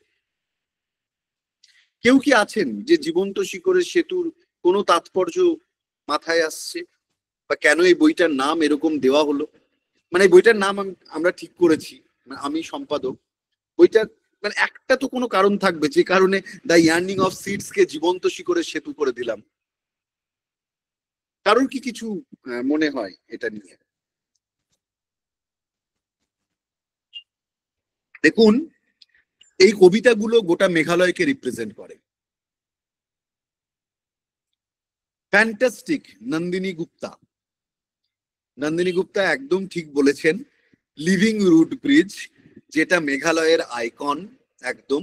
আর এই কবিতাগুলো যেহেতু গোটা মেঘালয়কে রিপ্রেজেন্ট করছে, সেই জন্য বাঙালি পাঠকের কাছে যখন নিয়ে আসছি আমরা, তখন এই বইটাকে কোনো একটা সিঙ্গেল অ্যান্থোলজি, মেঘালয়ের সিঙ্গেল অ্যান্থোলজি হিসেবে আমরা আনছি না। এই বইটাকে বাঙালি পাঠকের কাছে নিয়ে আসছি যেন এই বইটা মেঘালয়কে রিপ্রেজেন্ট করছে। তার কারণ এটাই, বাংলায় কতগুলো বই আছে যে মেঘালয়ের সাহিত্যের অনুবাদ? খুব বেশি বই নেই। তাহলে একটা বইকে যখন নিয়ে আসছি অনুবাদের মধ্য দিয়ে, তখন সেই বইটার গুরুত্ব আমাকে প্রতিষ্ঠিত করতে হবে। তাই অনুবাদের শিরোনাম আমি কি করব, যখন কোনো মার্জিনাল জিওকালচারাল স্পেস থেকে আমি ট্রান্সলেট করছি, সেটা নিয়ে আমাদের ভাবতে হবে। আমি বলছি এই নামকরণটাও একটা পলিটিক্যাল পজিশন, এবং এটাও একটা মেথোডোলজিক্যাল কোয়েশ্চেন, এটাও একটা মেথোডোলজিক্যাল কোয়েশ্চেন। তার কারণ আমার কাছে বাংলায় মেঘালয়ের প্রচুর বই নেই। আমি একটা বই নিয়ে এসেছি অনুবাদ করে বাঙালি পাঠকের জন্য। এবার সেই বইটাকে তো বুক শেলফসে আমাকে আলাদা করে চিহ্নিত করতে হবে, দেখাতে হবে, বোঝাতে হবে, পড়াতে হবে, পাঠকের কাছে পৌঁছতে হবে। তাই এই বইটাকে মেঘালয়ের রিপ্রেজেন্টেটিভ হিসেবে দেখানো বা তুলে ধরা। তার কারণ এবার এটার মধ্যে দিয়ে কি আমি পাঠকের সঙ্গে প্রতারণা করছি? না, আমি প্রতারণা করছি না। আমি পাঠককে শুধু বোঝাতে চাইছি তুমি বইটাকে আলাদা করে চিহ্নিত করো। এবার তুমি বইটার মধ্যে প্রবেশ করো, প্রবেশ করলে দেখবে গোটা মেঘালয় এখানে কথা বলছে, মেঘালয়ের রাজনৈতিক সমস্যা এখানে কথা বলছে, মেঘালয়ের মানুষদের নিপীড়িত হওয়ার ঘটনা এখানে কথা বলছে, তাদের প্রেম, ভালোবাসা, সৌন্দর্য, 6টা ঋতু, চেরি ফুল ফোটা, সমস্ত কিছু এটার মধ্যে কথা বলছে, তাদের উন্নয়ন অনুন্নয়ন সমস্ত কিছু এর মধ্যে কথা বলছে। সেই জন্য এই বইটার নাম আমরা দিলাম জীবন্ত শিকড়ের সেতু। কবি নিজে, কবির খুব ঘনিষ্ঠ বন্ধু বান্ধব আছেন যারা বাঙালি। তো কবি আমাকে জিজ্ঞেস করলেন যে তুমি এরকম নাম কেন করলে? তো কবিকে তখন আমি এক্সপ্লেন করলাম, এবং তারপরে উনি একটু আপত্তি করেননি, উনি এটা মেনে নিয়েছেন। তারপরে যখন ড্রাফট কমপ্লিট হলো আমাদের, ওনাকে পাঠালাম, এবং উনি কয়েকজন বাঙালি বন্ধু বান্ধবদের পড়ালেন, এবং তারা প্রত্যেকে অত্যন্ত উচ্ছ্বসিত হলেন, এবং কবি নিজে খুব উচ্ছ্বসিত হয়েছিলেন। তার কোনো কাজ এবং প্রথম কাজ এরকম বাংলায় বেরোচ্ছে। আর এই কাব্যগ্রন্থটা যখন আমি আগের বছর সেমিস্টারে পড়াই, তখন পড়াতে গিয়ে আমি এত এক্সাইটেড হয়েছিলাম, আমার মনে হয়েছিল যে এটা বাংলায় অনুবাদ করতেই হবে, এটা বাংলায় অনুবাদ করা দরকার। তো যে স্টুডেন্টদের পড়াচ্ছিলাম তাদেরকে আমি বললাম এমনি মজা করতে করতেই আর কি, যে মানে let us take it as a part of your internal. তো এবং সবাই খুব আনন্দিত হলো যে হ্যাঁ ঠিক আছে অনুবাদ করবে, অনুবাদের তো একটা মজা আছে, সঙ্গে 10 নম্বর আছে। তো সেটা একটা ব্যাপার। তো সেই কাজটা হয়ে গেল, এবং তারপরে কবি নিজে খুব খুশি হলেন। তার বাঙালি যে বন্ধুরা ছিলেন যারা এই ড্রাফট পড়ে শেষ অব্দি সম্মতি দিয়েছিলেন যে আমরা এটা ছাপাবো, কারণ এটা সম্মতি পাওয়াটাও একটু কঠিন ছিল, কারণ বইটা ইংরেজি বইটা বেরিয়েছে হারপার কলিন্স থেকে, ফলত মানে কপিরাইট পাওয়া ইত্যাদি এটাও একটা বড় সমস্যা। অনুবাদের ক্ষেত্রে কিন্তু এটাও মনে রাখা খুব দরকার যে যে কোনো বই চাইলে আমি অনুবাদ করতে পারি না, তার কারণ কপিরাইটের একটা বড় ইস্যু আছে। যখন কোনো বই বড় কোনো পাবলিশিং হাউস থেকে প্রকাশিত হয় তখন কিন্তু কপিরাইট একটা বড় ইস্যু হয়ে দাঁড়ায়। ফলত বড় পাবলিশিং হাউস অনেক সময় অনেক টাকা নেয়, অনেক সময় কিন্তু ফ্রিতেও কপিরাইট দিয়ে দেয়, তাদেরকে কনভিন্স করতে হয় সেইভাবে। এবার কনভিন্স কিভাবে করতে হবে সেই সেই কথাগুলো আর অন রেকর্ড আমি বলছি না, কিন্তু এইটা একটা বিষয় যে যে কারণে চাইলেই যে কোনো বই আমরা অনুবাদ করে ফেলতে পারি না, কারণ প্রকাশককে কনভিন্স করানোর একটা ব্যাপার থাকে, কপিরাইট ইস্যুটা রয়েছে। কিন্তু আমরা এটা খুব স্মুথলি সমস্ত কিছু পেয়ে গেছিলাম যে কোনো কারণেই হোক, তো ফলত এই বইটার অনুবাদ হলো। আমার বক্তব্য হচ্ছে যে অনুবাদকে আমরা কেবলমাত্র ভালো খারাপ এইভাবে দেখতে পারি না। অনুবাদ আমি শব্দ ধরে করব না বাক্য ধরে করব এটা বড় কথা নয়, বড় কথা হচ্ছে আমি কোন ভাষায় অনুবাদ করছি। প্রথম শর্ত হচ্ছে সেই ভাষার কবিতার মতো সেই কবিতাটা লাগছে কিনা, সেই ভাষার গদ্যের মতো গদ্যটা লাগছে কিনা, সেই ভাষার গল্পের মতো সেই ভাষার উপন্যাসের মতো সেটা লাগছে কিনা। কারণ মনে রাখতে হবে আমি যে ভাষা থেকেই অনুবাদ করি না কেন, যে ভাষাই করছি সেই ভাষার পাঠকের জন্য করছি, ফলত সেই ভাষার বাকস্পন্দ কোনোভাবে হারালেই চলবে না। তাহলে প্রথম প্রায়োরিটি, মূল টেক্সট থেকে আমি দূরে সরে আসতে পারি। আমার প্রথম শর্ত হচ্ছে আমি যদি বাংলায় অনুবাদ করি ইট সাউন্ডস লাইক বাংলা, আমি যদি ইংরেজিতে অনুবাদ করি it must sound like Bangla, এই ইংরেজি। তো সেইটা হচ্ছে খুব গুরুত্বপূর্ণ বিষয়। এইবার তাহলে আমাকে একটা গিভেন কন্ডিশন দেওয়া আছে যে আমি যে টার্গেট ল্যাঙ্গুয়েজে অনুবাদ করব সেই টার্গেট ল্যাঙ্গুয়েজের যে যে যে যে সিনট্যাকটিক স্ট্রাকচার, তার যে বাকস্পন্দ সেইটাকে আমাকে বজায় রাখতেই হবে। সেটা বজায় রাখতে গেলে এবার আমাকে যে যে যেটুকু যা আপোষ করতে হবে মূল টেক্সটের সঙ্গে সেটুকু করতে হবে, কিছু করার নেই। তার কারণ না হলে সে অনুবাদ কেউ পড়বে না, তাহলে আমার অনুবাদ করার কোনো মানে থাকে না। একটা বাংলা কবিতা অনুবাদ আমি পড়ছি, মানে বাংলায় কবিতা অনুবাদ পড়ছি আমি, সেটা পড়তে গিয়ে আমার মনেই হচ্ছে না যে আমি বাংলায় অনুবাদটা পড়ছি, তাহলে সেই অনুবাদটা আমি কেন পড়বো? তাহলে সেই অনুবাদটা ব্যর্থ। ফলত অনুবাদে কতটা মূল এলো কতটা মূল গেল তার উপর অনুবাদের কিন্তু ব্যর্থতা বা সাফল্য নির্ভর করে না। ব্যর্থতা বা সাফল্য নির্ভর করে এটা কতটা পাঠযোগ্য হলো কতটা পাঠযোগ্য হলো না তার। একটা জিনিস সবসময় আমাদের মনে রাখা উচিত, যেটা আমি বারবার সমস্ত জায়গায় বলি, যেখানে বক্তৃতা যাই সেখানেই আমি বলি, একটা কথা আমাদের মনে রাখতে হবে, অনুবাদের কাছে এই প্রশ্নটা করা একেবারেই অনুচিত যে এটা মূলের মতো হলো কিনা। আমরা কেউ জানি না মূলটা কি, মূলের মতোটা কি আমরা কেউ জানি না। কেন জানি না? তার কারণ হচ্ছে প্রথম কথা, আপনি যদি মূলটা পড়তেই পারেন অনুবাদ নিয়ে আপনার মাথা ব্যথা হবে কেন? আপনি অনুবাদ পড়বেন কেন? সাত করে কেউ গীতাঞ্জলির ইংরেজি অনুবাদ পড়তে যায় কোনো বাঙালি পাঠক? যায় না তো। যদি না কোনো সেমিনারে পেপার লিখতে হয়, যদি না ডিসার্টেশন লিখতে হয়, তাহলে যায় না। তাহলে আপনার মাথা ব্যথার কোনো কারণ নেই যে এটা মূলের মতো হয়েছে কিনা, কারণ আপনি মূলটা জানেন না বলেই অনুবাদটা পড়তে এসছেন। প্রথম কথা এটা। তাহলে মূলের মতো হয়েছে কিনা এটা কার কনসার্ন? যে পিএইচডি ডিসার্টেশন লিখবে বা যে পেপার লিখবে একমাত্র তার কনসার্ন। এবার আমি তার কাছে আসি, তার উত্তরটা দিই। সেটা হচ্ছে এটাই, আচ্ছা ভেবে দেখুন তো, আপনি একটা কবিতা যখন প্রাইমারি স্কুলে পড়েছেন, আর সেই কবিতায় হাই স্কুলে পড়েছেন, সেই কবিতায় কলেজে পড়েছেন, সেই কবিতায় বিশ্ববিদ্যালয়ে পড়েছেন, আপনি একভাবে পড়েছেন? পড়েননি তো। তাহলে সেই কবিতাটার দোষ কি বা কবিতাটারই বা গুণ কি? সমস্যাটা হচ্ছে আপনার জানা বা না জানার। আপনি বেশি জেনেছেন বয়সের সঙ্গে সঙ্গে, তাই আপনি একটু বেশি গভীরে ইন্টারপ্রেট করতে পারেন। আপনাকে এই জানা আমার ফুরাবে না। আমরা তো নিজেকেই জানি না, তাহলে আপনি কি করে দাবি করতে পারেন যে একটা টেক্সটকে আপনি পুরোটা জেনে গেছেন? এটা মূলের মতো হয়নি বলে না হওয়ার দায় অনুবাদের উপর দিতে পারেন কিভাবে? দিতে পারেন না। একই কবিতা পাঁচজন মাস্টারমশাই পাঁচটা বিশ্ববিদ্যালয়ের ক্লাসরুমে পাঁচ রকম ভাবে ইন্টারপ্রেট করে, পাঁচ রকম ভাবে পড়ায়। তাহলে একই বাংলা কবিতা বাংলা ভাষায় বাংলার ক্লাসরুমে আমি যদি পাঁচ রকম ভাবে পড়াই, তাহলে আমি কি করে দাবি করতে পারি যে আমাদের কোনো রিডিং আমরা মূলের কাছে পৌঁছতে পারি? ট্রান্সলেশনও তো একটা রিডিং। আমি তো জানি না মূলটা কি, আমার কাছে মূলের একটা ধারণা আছে, সেই ধারণাটাকে আমি পৌঁছে দিতে চাইছি আমার লেকচারের মধ্যে দিয়ে, পৌঁছে দিতে চাইছি আমার লেখার মধ্যে দিয়ে, পৌঁছে দিতে চাইছি আমার অনুবাদের মধ্যে দিয়ে।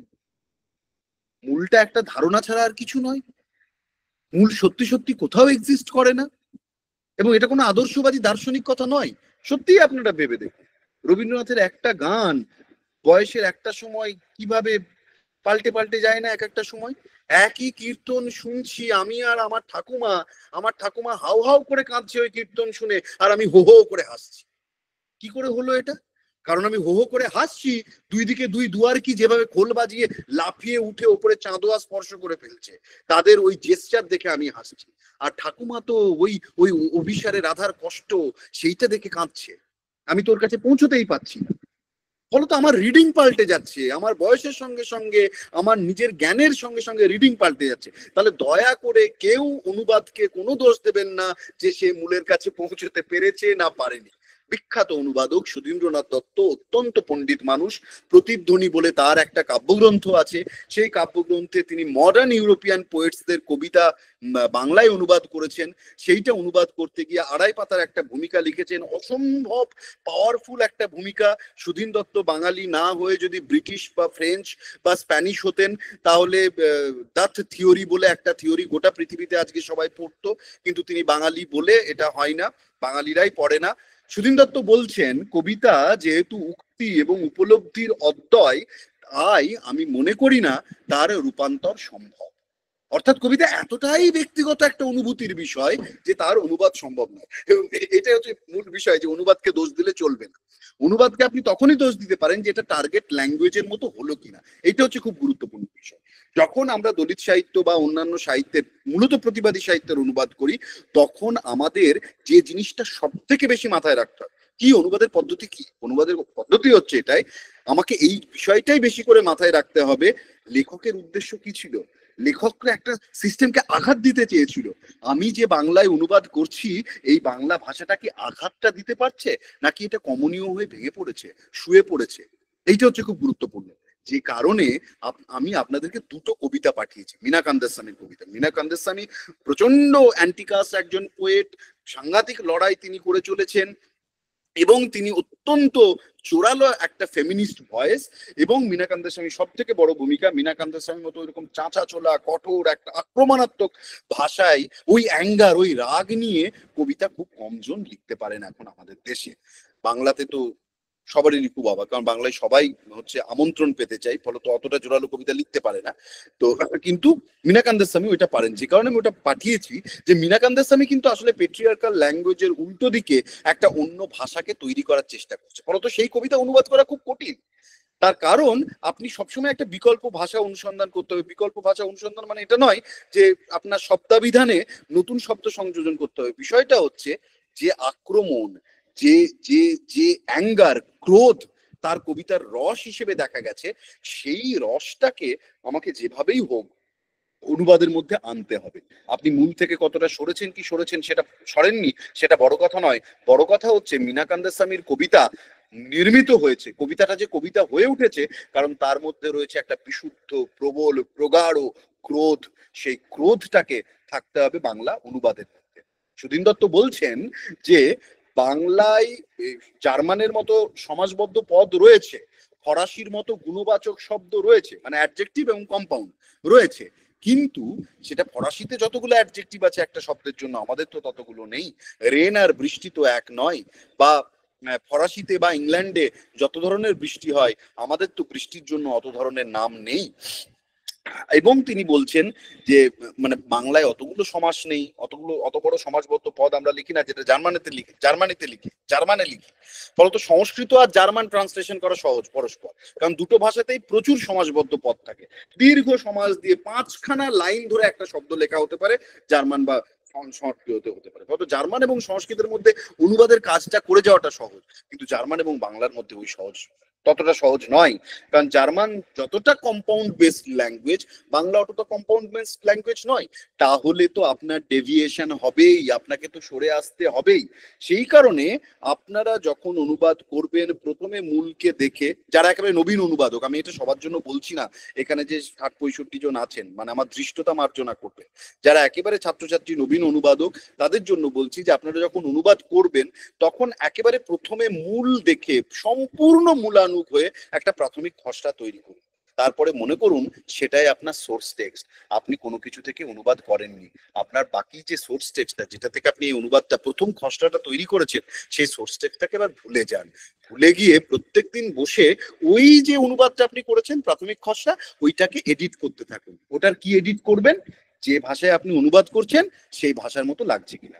বাংলায় অনুবাদ করলে আপনি যদি নিজে বাঙালি হন বা বাংলা সাহিত্যের পাঠক হন তাহলে আপনি নিজেই বুঝতে পারবেন কানে এটা বাংলা বাংলা বাংলা লাগছে কিনা। যদি লাগে, যখন এসে লাগবে সেই মুহূর্তে আপনার অনুবাদ সফল, আপনি একজন সফল অনুবাদক। যদি ইংরেজিতে করেন তাহলে ভালো কিছু ইংরেজি লেখা দেখুন, দেখুন যে ইংরেজির মতো ওটা শোনাচ্ছে কিনা, ইংরেজি কবিতার মতো লাগছে কিনা, ইংরেজি গদ্যের মতো লাগছে কিনা। যদি লাগে তাহলে সেই মুহূর্তে আপনার অনুবাদ সফল এবং আপনি একজন সফল অনুবাদক হয়ে গেল। এর বেশি কিছু আর অনুবাদ নিয়ে ভাবার নেই। আমরা দলিত সাহিত্যের অনুবাদ করতে গিয়ে এগুলো তো ইংরেজি এবং হিন্দি থেকে আমরা বাংলায় করেছি, কিন্তু বেশ কিছু কাজ আমরা বাংলা থেকেও ইংরেজিতে করেছি। একটা আমরা ওয়ার্কশপ কোলাবোরেশনের মেথডে করেছিলাম। সুন্দরবনের একটি দলিত বাচ্চা, সে 6টা ঋতুর সঙ্গে কিভাবে বড় হয়ে উঠছে সেইটা নিয়ে ঠাকুর ঠাকুর ডয়রা কলা বলে একটা বাংলা ছোটদের বই যেটা নিরঞ্জন মণ্ডল লিখেছেন, সেটা আমরা একটা ওয়ার্কশপে ট্রান্সলেট করেছিলাম নিরঞ্জন মণ্ডলের সঙ্গে বসে, এবং সেই বইটার নাম আমরা দিয়েছি O priest give me the seeded banana. এটা হাওয়াকল থেকে প্রকাশিত হয়েছে এবং ওয়ার্কশপটা করেছিলাম আমরা 2022-এ, 2023-এর বইমেলাতে আমাদের এই বইটা প্রকাশিত হয়। তো এটাও একটা যৌথ অনুবাদের মধ্যে অনুবাদ পদ্ধতি ফলো করে লেখকের সঙ্গে বসে আমরা করেছিলাম। এখানে দেখবেন মূল কবিতাগুলো আমরা বাংলাতেই রেখেছি, তারপরে তার ইংরেজি ট্রান্সলেট করেছি, এবং যে কালচারাল টার্ম গুলো ছিল সেই কালচারাল টার্ম গুলোর জন্য কিন্তু আমরা ফুটনোট ইত্যাদি ব্যবহার করেছি, যে কারণে দেখবেন শেষে নোটস দেওয়া আছে। এই নোটস গুলো কালচারাল টার্ম গুলোকে বুঝতে সাহায্য করবে। কালচারাল টার্ম গুলো যেমন সেইভাবেই কিন্তু আমরা টেক্সটের মধ্যে রেখে দিয়েছি। যেমন আশ্বিন মাসের ক্ষেত্রে আশ্বিন মাসই লিখেছি, দুর্গাপূজা লিখেছি আমরা, মহালয়ায় আমরা লিখেছি, যাতে বোঝা যায় এই টেক্সটের লোকেশনটা কি। এটা যে আসলে ইন্ডিয়ান ইংলিশে লেখা নয়, ইন্ডিয়ান ইংলিশে ট্রান্সলেট করা, এটা যাতে বোঝা যায়। এটা অন্য একটা ইন্ডিয়ান ল্যাঙ্গুয়েজে লেখা, এটা যাতে বোঝা যায়। এটা যে ইন্ডিয়াতে লেখা, এটা যাতে বোঝা যায়। সেই কারণে আমরা রোমানে আইটালিসাইজ করে একেবারে বাংলা সুন্দরবনের শব্দগুলোকে আমরা রেখে দিয়েছি, এবং তারপরে আমরা ফুটনোট দিয়েছি যাতে এই টেক্সটটা ইটসেলফ তার জিওকালচারাল আইডেন্টিটিকে ক্যারি করতে পারে। আর একটা লাস্ট বই দেখি, আমার বক্তৃতা শেষ করব, 8টা পেরিয়ে গেছে। সেটা হচ্ছে কল্যাণী ঠাকুর চাড়াল, তার কবিতার একটা সংকলন আমরা তৈরি করেছি, মানে ট্রান্সলেশনের মধ্যে দিয়ে।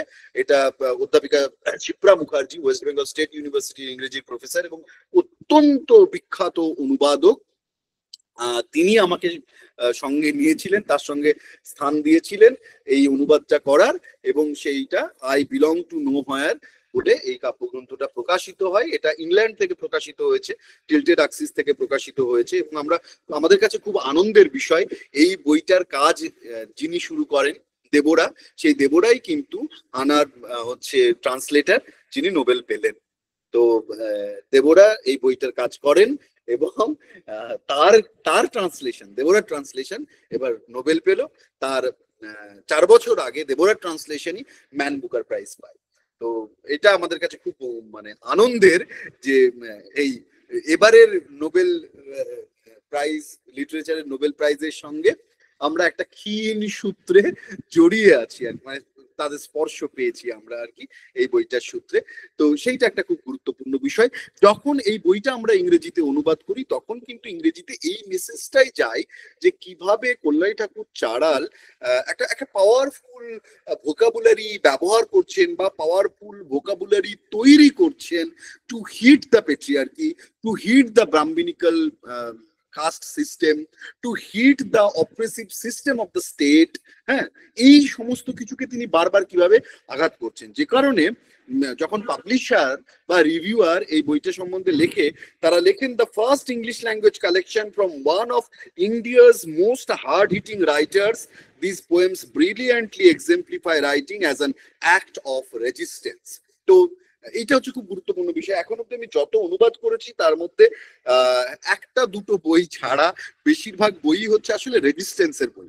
প্রতিরোধের বই।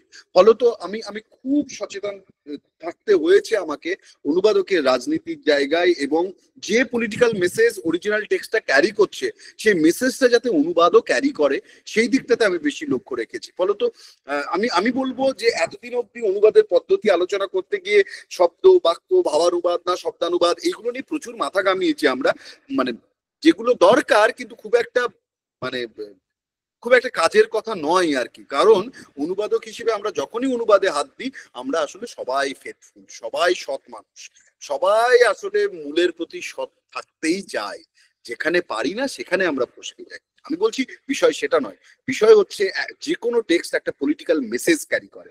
অনুবাদককে একটা একটা একটা অদৃশ্য মেথড নিজেকে অবলম্বন করতে হয়, রিডার হয়ে, পাঠক হয়ে একটা টেক্সটকে নিরন্তর পড়তে পড়তে পড়তে পড়তে কিভাবে কোন কৌশলে লেখকের ওই পলিটিক্যাল মেসেজটা আমি ট্রান্সলেশনের মধ্যে দিয়ে চালিয়ে দিতে পারবো, এইটা সব থেকে চ্যালেঞ্জিং কাজ বলে আমার মনে হয়। থ্যাংক ইউ, 1 ঘন্টা আপনারা অত্যন্ত ধৈর্য ধরে শুনলেন, সবাইকে ধন্যবাদ। কোনো প্রশ্ন থাকলে আমরা আলোচনা করতে পারি। এই কারণে মৃন্ময়দাকে প্রয়োজন, এতদিন ধরে যে উত্তরগুলো খুঁজছিলাম বোধহয় আজকে সমস্ত উত্তরই পেয়ে গেছি। দেবাদিত্য, তুমি প্রশ্নটাই ক্যারি অন করো। একদম একদম, আমি আমি আমি আমি দেখছি।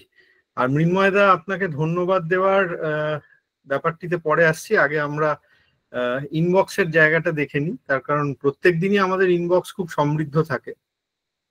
তো নন্দিনী দি আপনার সাথে তখন ইন্টারঅ্যাক্ট করেছেন এবং নন্দিনী দি জানাচ্ছেন যে আপনি যেভাবে ওই নামটি চুজ করেছেন, that is very evocative of the living organic culture of Meghalaya. খুব সুন্দর নামের অনুবাদ। Thank you, thank you. আচ্ছা, এবারে শুভদীপ প্রশ্ন করেছে, ট্রান্সলেশন স্পেশালি দলিত লিটারেচারকে গ্লোবালি প্রেজেন্ট করতে হলে ইংলিশ ট্রান্সলেশনগুলি খুবই গুরুত্বপূর্ণ। সেখানে আঞ্চলিক ভাষা না জানার জন্য কাজ না করতে পারাটাকে অনেকটা ডিলিমিটিং মনে হয়। শুভদীপ, যদি তুমি কিছু ইন্টারঅ্যাক্ট করতে চাও মৃন্ময়দার সাথে, feel free to go ahead. Hello, good evening sir, am I audible? Yes, yes, yes, yes, yes. হ্যাঁ স্যার, কাজ করতে গিয়ে আমরা অহরহ এই প্রশ্নটা ফেস করি, that you have mentioned quite rightly, আমরা মারাঠি জানি কিনা বা কন্নড় জানি কিনা, কিন্তু সেক্ষেত্রে আমরা যে টেক্সট গুলো নিয়ে কাজ করি সেগুলো কিন্তু মোস্টলি ট্রান্সলেটেড ইনটু ইংলিশ। তো আমার গিয়ে কোথাও না কোথাও মনে হয় এই প্রশ্নগুলোকে মানে প্রশ্নটা যখন আমরা জিজ্ঞেস করছি কাউকে, সেখানে we are questioning about the purpose of the translation, যেটা কিনা কোথাও না কোথাও গিয়ে, স্পেশালি যদি ইংলিশ থেকে আমরা সেই মানে ইংলিশের ট্রান্সলেশন গুলো নিই, তাহলে দলিত সাহিত্যের একটা রিচ থাকে গ্লোবালি। সেক্ষেত্রে যখন আমরা একদম সোর্স ল্যাঙ্গুয়েজের দিকে দেখছি, স্পেশালি রিজিয়নাল ল্যাঙ্গুয়েজে, মনে হয় যে ওই স্কোপটাকে কোথাও না কোথাও ডিলিমিটিং করা হয়। তো এই বিষয়ে আপনার কি মতামত? মুশকিলটা হচ্ছে, দেখো আমি কোন ল্যাঙ্গুয়েজের উপর আমার অধিকার কায়েম করতে পারি।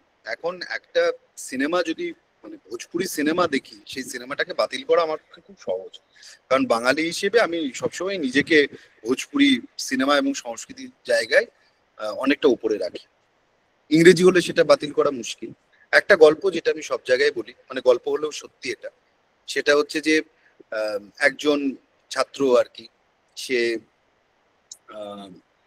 দলিত সাহিত্য নিয়ে পিএইচডি করবে বলে কলকাতা শহরের একটি বিশ্ববিদ্যালয়ে এসে গেছে, এবং সে বলেছে দলিত নন্দন, একজন গল্প লেখকের গল্পে দলিত নন্দন দত্ত তিনি অনুসন্ধান করবেন এবং তার জন্য দলিত নন্দন দত্ত বইটাকে তাত্ত্বিক কাঠামো হিসেবে তিনি ব্যবহার করবেন।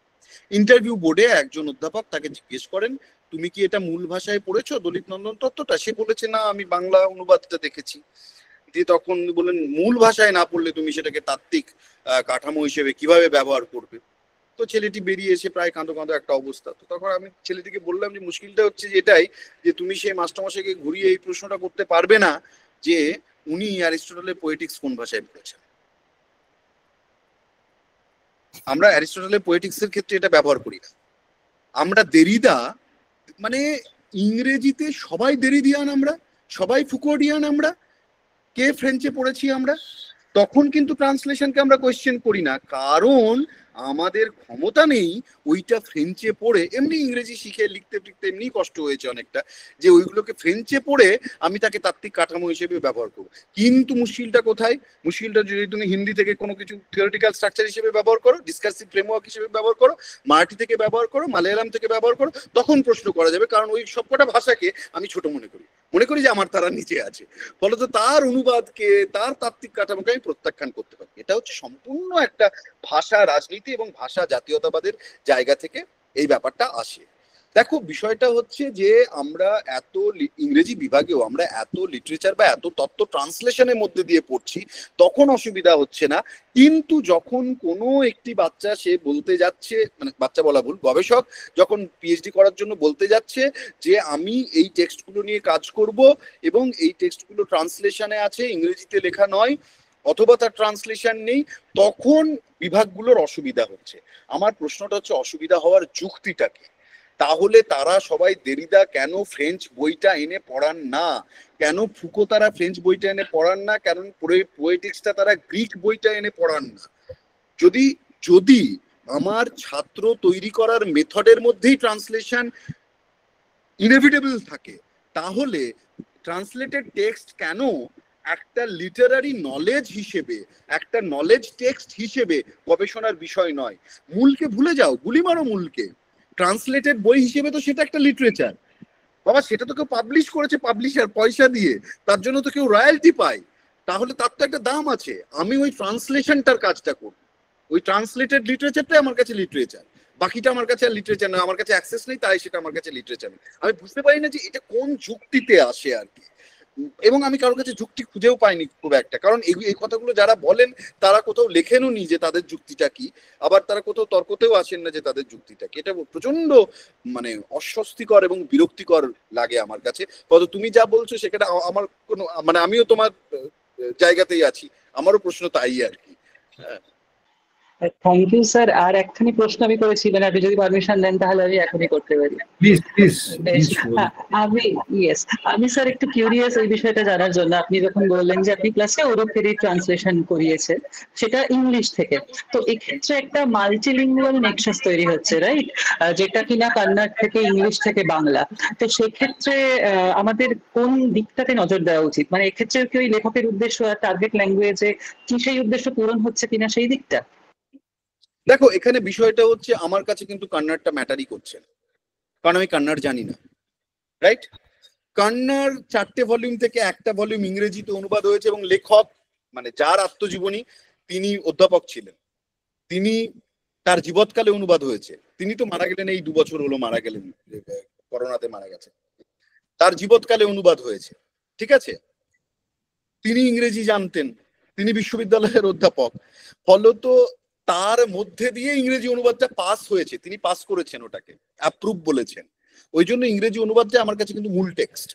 আমি ইংরেজি অনুবাদটা যখনই পড়ছি আমি বুঝতে পারছি এর মধ্যে কন্নড় ফ্লেভার রয়েছে, অনুবাদক নিজেই রেখেছেন সেগুলো।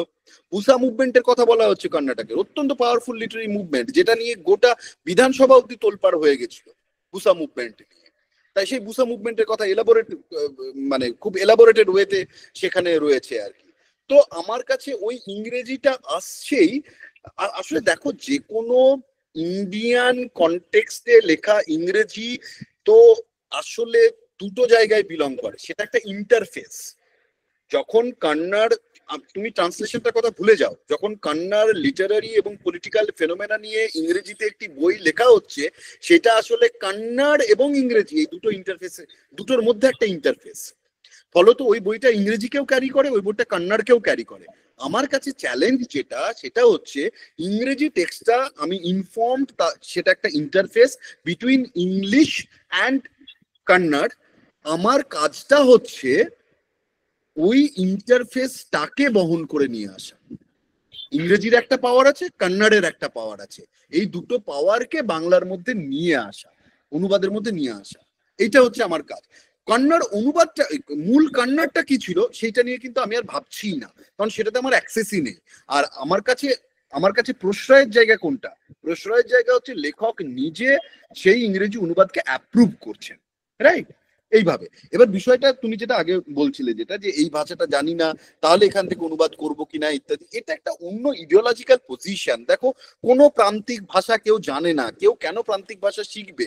তাহলে তো আমাদের পৃথিবীতে অনুবাদ কেবলমাত্র হবে English, German, French, Russian, Chinese, Japanese, Korean, এই ল্যাঙ্গুয়েজ গুলো থেকে, যাদের পয়সা আছে। না হলে বাকি ল্যাঙ্গুয়েজ গুলো থেকে অনুবাদ হবে না। এবার প্রশ্নটা হচ্ছে, তুমি যদি এটা দাবি করো একটা ভাষা না জানলে মিডিয়াম ল্যাঙ্গুয়েজ থেকে অনুবাদ তুমি করতে পারবে না, তাহলে অনুবাদ জীবনে ওই ল্যাঙ্গুয়েজ গুলো থেকে হবে না। কারণ যে ল্যাঙ্গুয়েজের পয়সা নেই সেই ল্যাঙ্গুয়েজ কেন শিখতে যাবে?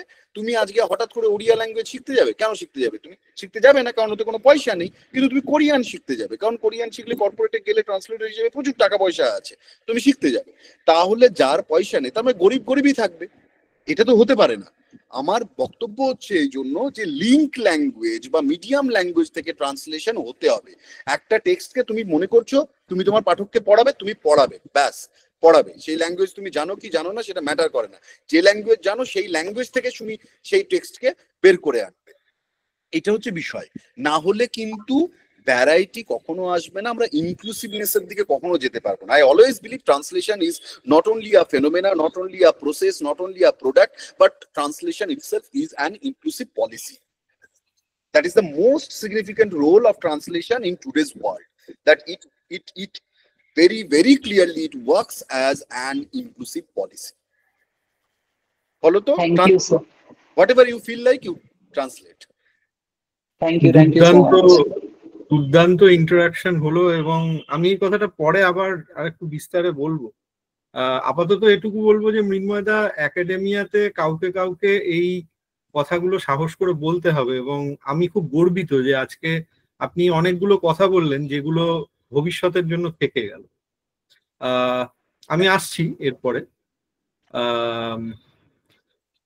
আচ্ছা, সুমিত আমাদের একটু জানতে চেয়েছেন সুধীন দত্ত ট্রান্সলেটেড কালেকশনটার নামটা আরেকবার।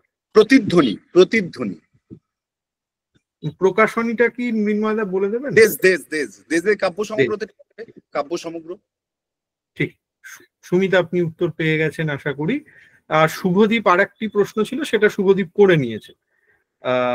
সুরভি প্রশ্ন করেছে, খুব সুন্দর সুরভি প্রশ্ন করেছে, আমি সাহিত্য অনুবাদের নৈতিকতা ও আইনগত দিক নিয়ে কৌতূহলী।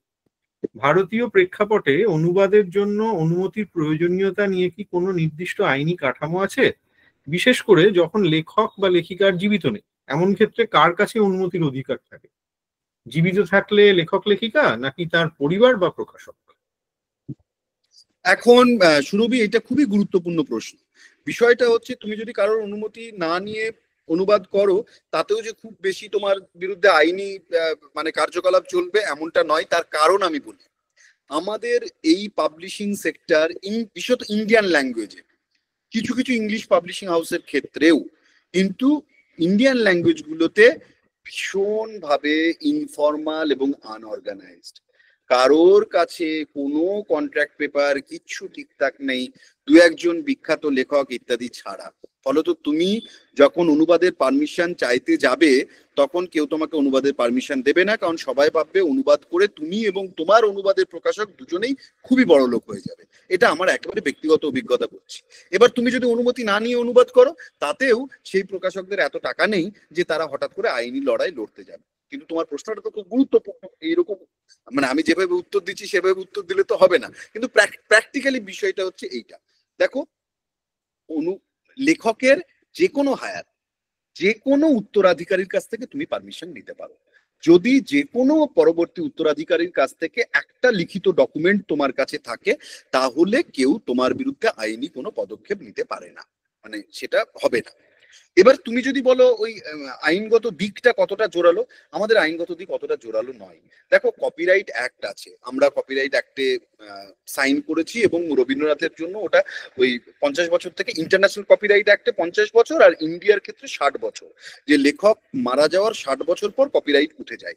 কিন্তু যদি 60 বছর না হয়, তাহলে তোমাকে পারমিশন তুমি যে কারোর কাছ থেকে নিতে পারো, মানে প্রকাশক অথবা লিগাল হায়ার, যে কারোর কাছ থেকে তুমি পারমিশন নিতে পারো।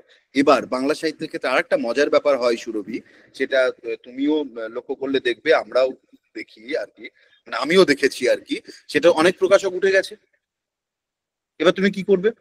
তুমি লেখকের উত্তরসূরিকে খুঁজে পাচ্ছ না, মানে আমি নিজে এটা ফেস করেছি, লেখকের উত্তরসূরিকে খুঁজে পাচ্ছি না, প্রকাশক উঠে গেছে। এবার তাহলে কি করা হবে? প্রকাশকের উত্তরসূরি, তার সাথে কথা বলতে হবে। এবার সে যদি এই বই টইগুলোর ব্যাপারে ঠিকঠাক না বোঝে, তাহলে সে মনে করবে এর মধ্যে নিশ্চয়ই কোনো ধনসম্পদ আছে, এবার সে তোমাকে ঘোরাবে। ফলত আমাদের এতটা আনঅর্গানাইজড এবং ইনফর্মাল একটা সিস্টেম চলছে পাবলিশিং এ গোটা ইন্ডিয়া জুড়েই, যে ঠিকঠাক উপায়ে কপিরাইট পাওয়া এটা খুব কঠিন কাজ। কিন্তু একজন অনুবাদক হিসেবে আমি বলবো, যখন তুমি কোনো টেক্সট অনুবাদ করতে যাবে, তুমি দুজনের যে কোনো একজনকে চেষ্টা করবে। প্রথম দেখবে ফ্যামিলির লোক, প্রকাশকের কাছে যাওয়া মানে প্রকাশক ঝামেলা করবে, প্রচন্ড ঝামেলা করবে। মানে প্রকাশক তোমাকে না করবে, সে দিতে চাইবে না, একটা টাকা পয়সা কিছু একটা চাইবে, এবং তুমি নিশ্চিত থাকবে ওই প্রকাশকের কাছে কোনো লিগাল পেপারস নেই, কারণ কেউ লিগাল পেপারসে এগুলো করে না। তাহলে খুব লিগালি রয়্যালটি দিতে হবে। বাংলার খুব কম প্রকাশক, আমি কারণ নাম বলছি না, তারা একমাত্র ঠিকঠাক রয়্যালটি দেয়, বাকিরা দেয় না। হ্যাঁ, তো এইটা একটা সমস্যা আমার। ওই জন্য মনে হয় তুমি যে লেখকের বই অনুবাদ করবে, তার ফ্যামিলির উত্তরসূরি কাউকে দেখো, যদি উত্তরসূরি কেউ থাকেন, সেটা একমাত্র উপায়। আর আমাদের কিন্তু ওই আইন মানে আইন, ওই বলছি কপিরাইট আইন আছে, আমরা তো ইন্টারন্যাশনাল কপিরাইট আইনে ইন্ডিয়া সই করেছে, কিন্তু ওইগুলো তো পাবলিশাররা সবাই ফলো করে না, কেউই ফলো করে না, সেটা বেশিরভাগ পাবলিশার ফলো করে না। তাহলে তুমি কি করবে? ওই আইন দেখে তো তোমার লাভ নেই। ওই জন্য তোমাকে লেখকের বাড়ির লোক খুঁজতে হবে, এটাই সব থেকে সহজতম উপায় বলে। মানে ধরো আমি মেনলি ভাবছি নীরের কালেকশন গুলো আমি নিয়েছি, সেখানে কল্যাণী ঠাকুর, চড়ার বা মুন্সিওয়ালা সবার লেখা আছে। এবার এখন তো ভাগ্যে সোনারা মানে জীবিত আছেন, তো আমি ডিরেক্টলি তাদের পারমিশন নিয়েও কাজটা করতে পারি।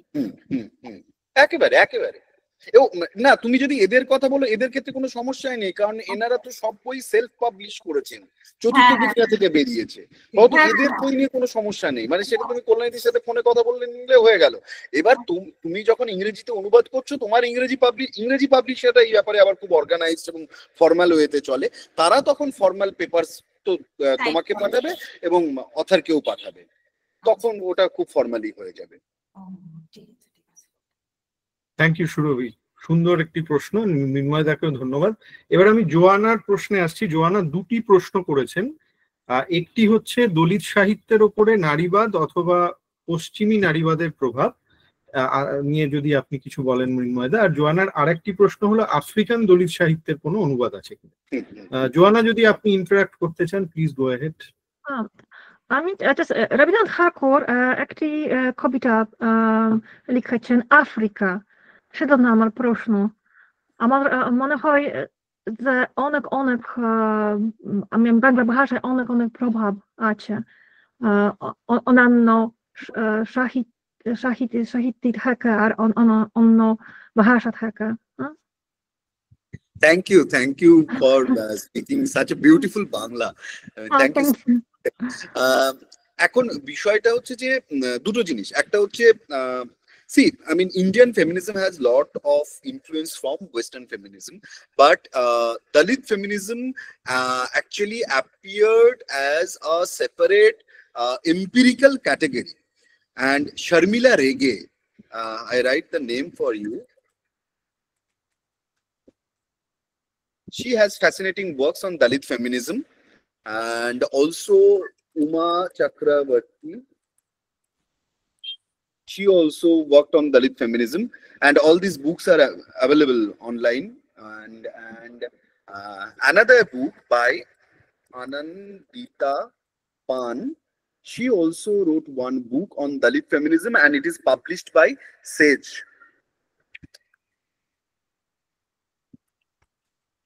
Sunday. So these are the books on Dalit feminism, and of course this Dalit feminism has its influence from Western, the feminist movement and the discursive framework of Western feminism, but it also has its own interpretation, because this feminism, Dalit feminism, is different than the feminism in general, because there are different kind of oppression. I mean, it is not only the oppression by the patriarchy, but it is also oppression of the caste based oppressive system. So they have double or triple kind of oppression. So Dalit feminism is always observed as a different kind of epistemological category. And these people, these scholars, Sharmila Rege, Uma Chakrabarti, Anandita Pan, they worked extensively on Dalit feminism. আফ্রিকার সাহিত্যের অনুবাদ তো আছে, কিন্তু রবীন্দ্রনাথের আফ্রিকার ওপর একটা তো ইনফ্লুয়েন্স রয়েছে। দেখুন, আফ্রিকা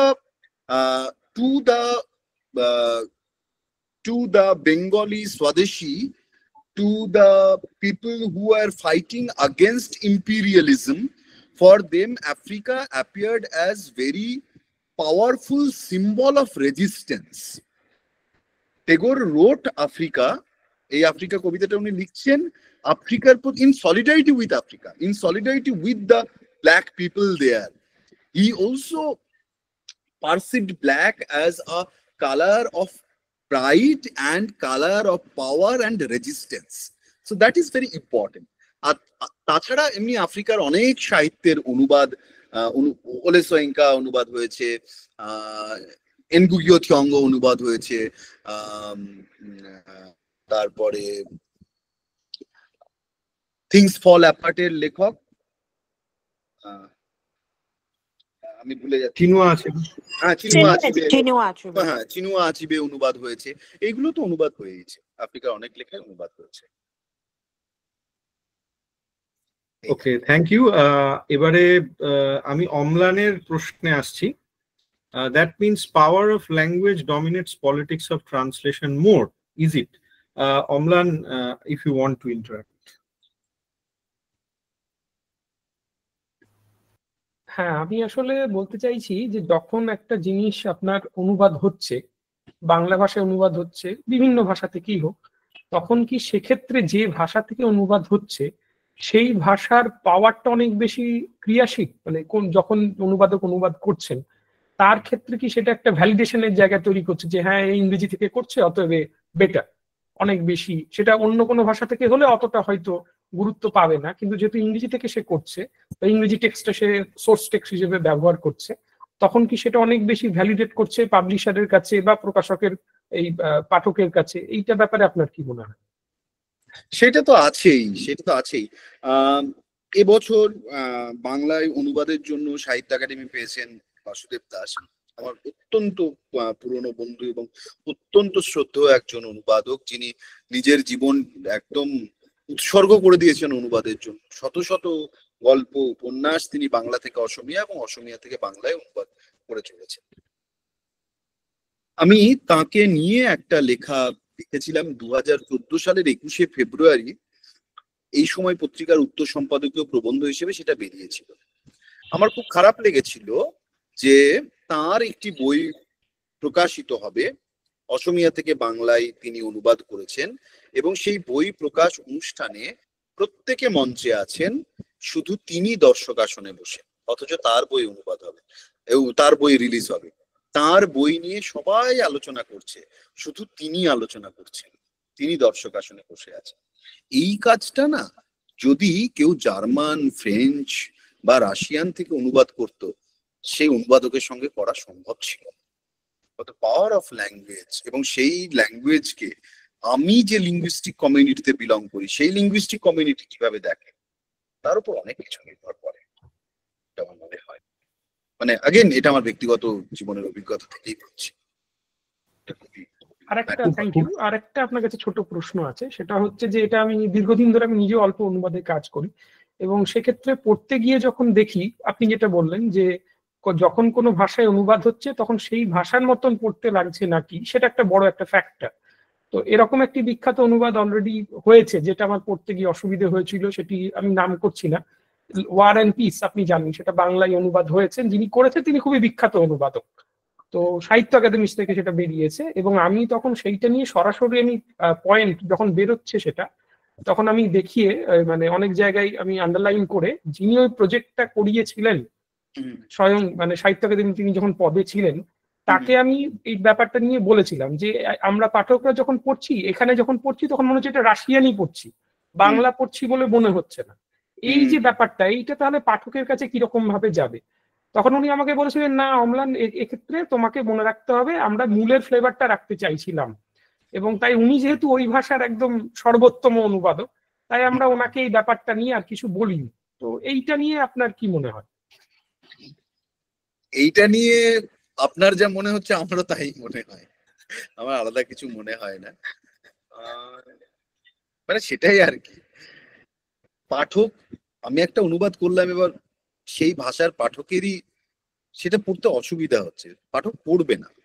এবার আমি যদি পাঠক, মানে এরকমও হতে পারে যে আমি অনুবাদ করলাম, পাঠক না পড়লেও চলবে, সেটাও হতে পারে। সেটা যদি হয় তাহলে অসুবিধা নেই, কিন্তু যদি পাঠক পড়ার জন্যই আমি অনুবাদ করি, তাহলে ওই যেটা বললাম আর কি, ভাষার বাকস্পন্দতা তো রাখতেই হবে।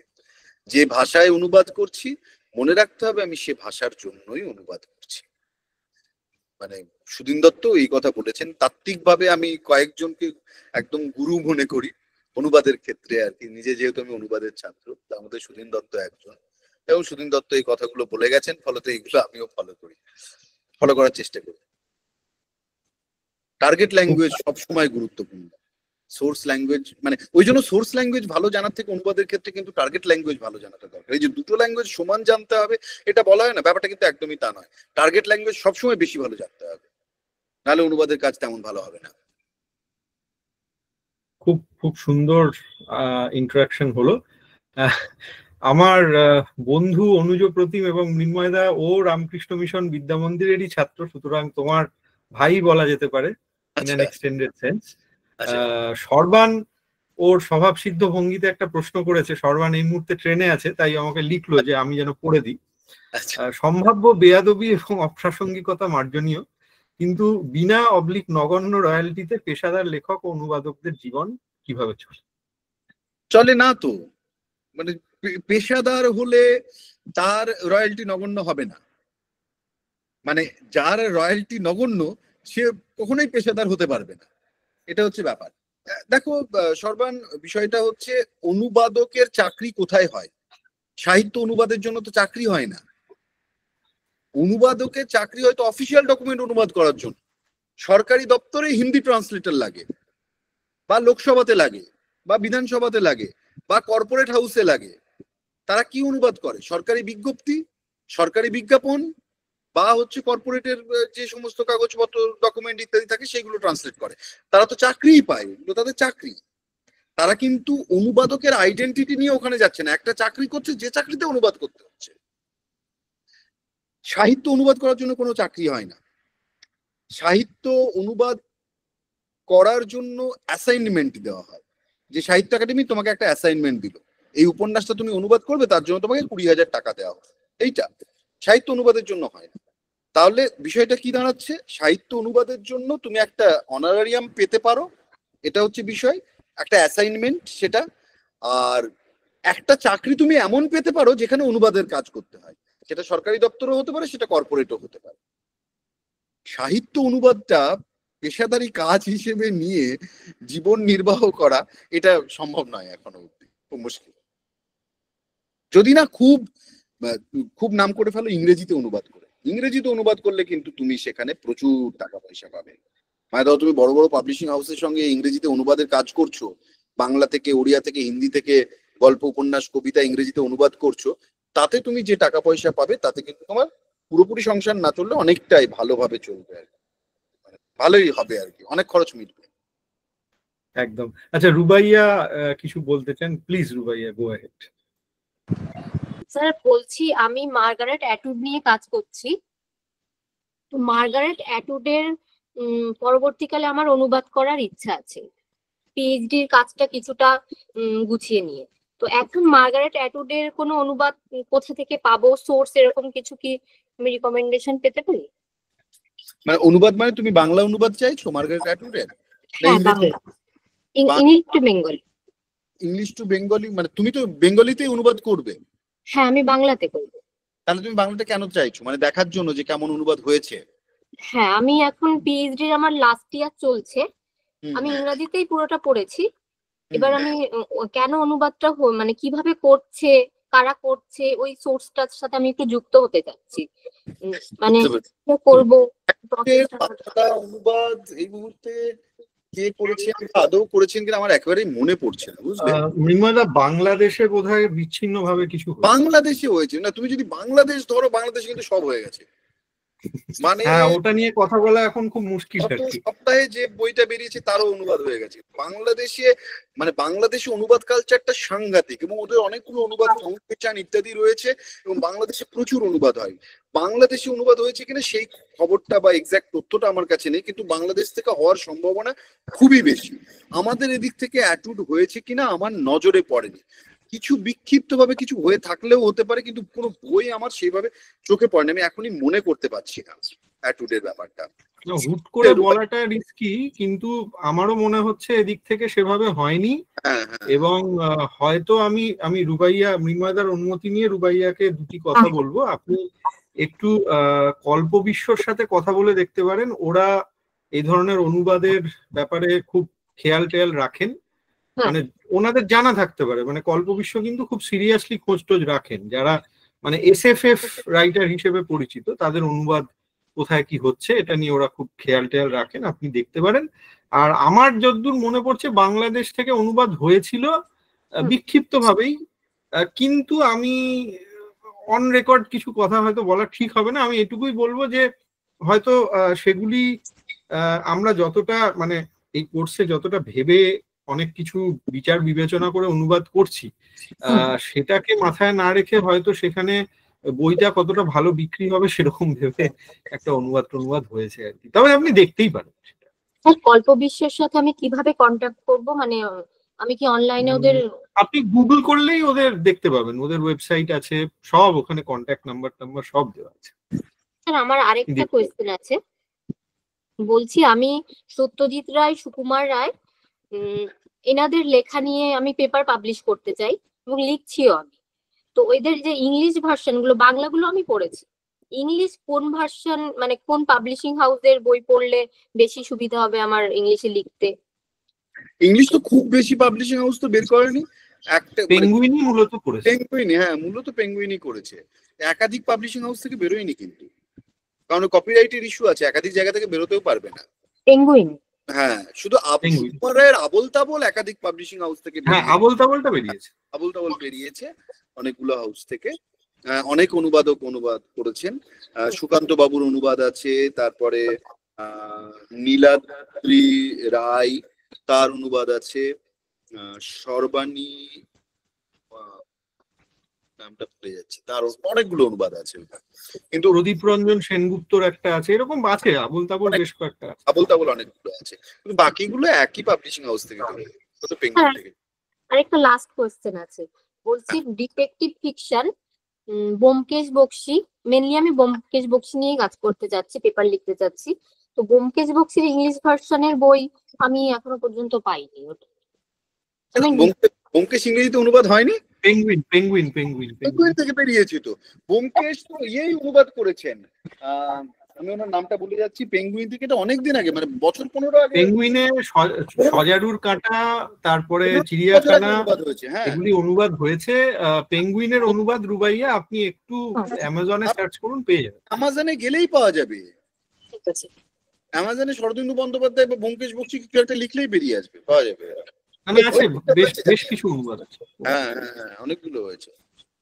শ্রীজাতা গুহ অনুবাদ করেছেন, পেঙ্গুইন থেকে বেরিয়েছে। শ্রীজাতা গুহ ঠিক আছে, প্রায় 16-17 বছর আগে অনুবাদ করেছেন। একদম। এবারে আমরা একেবারে শেষের দিকে চলে এসেছি। গৌতম দা ধন্যবাদ জ্ঞাপন করবেন। আমি তার আগে শুধু একটা কথা বলে গৌতম দাকে ধন্যবাদ জ্ঞাপনের জন্য বলবো। আমার ছোটবেলার পড়া খুব প্রিয়, আসলে এটা আমি পড়তে পেরেছিলাম তার কারণ আমার মামা এইসব কমিক্স খুব সংগ্রহ করে আনতেন আর কি। আমাদের সেই মুর্শিদাবাদেও এইসব কমিক্স মামা কোথা থেকে জানি সংগ্রহ করে আনতেন, ইন্দ্রজাল কমিক্স। তো ইন্দ্রজাল কমিক্সে ম্যান্ড্রেকের একটা কথা বারবার ম্যান্ড্রেক বলতেন, জাদুকর ম্যান্ড্রেক।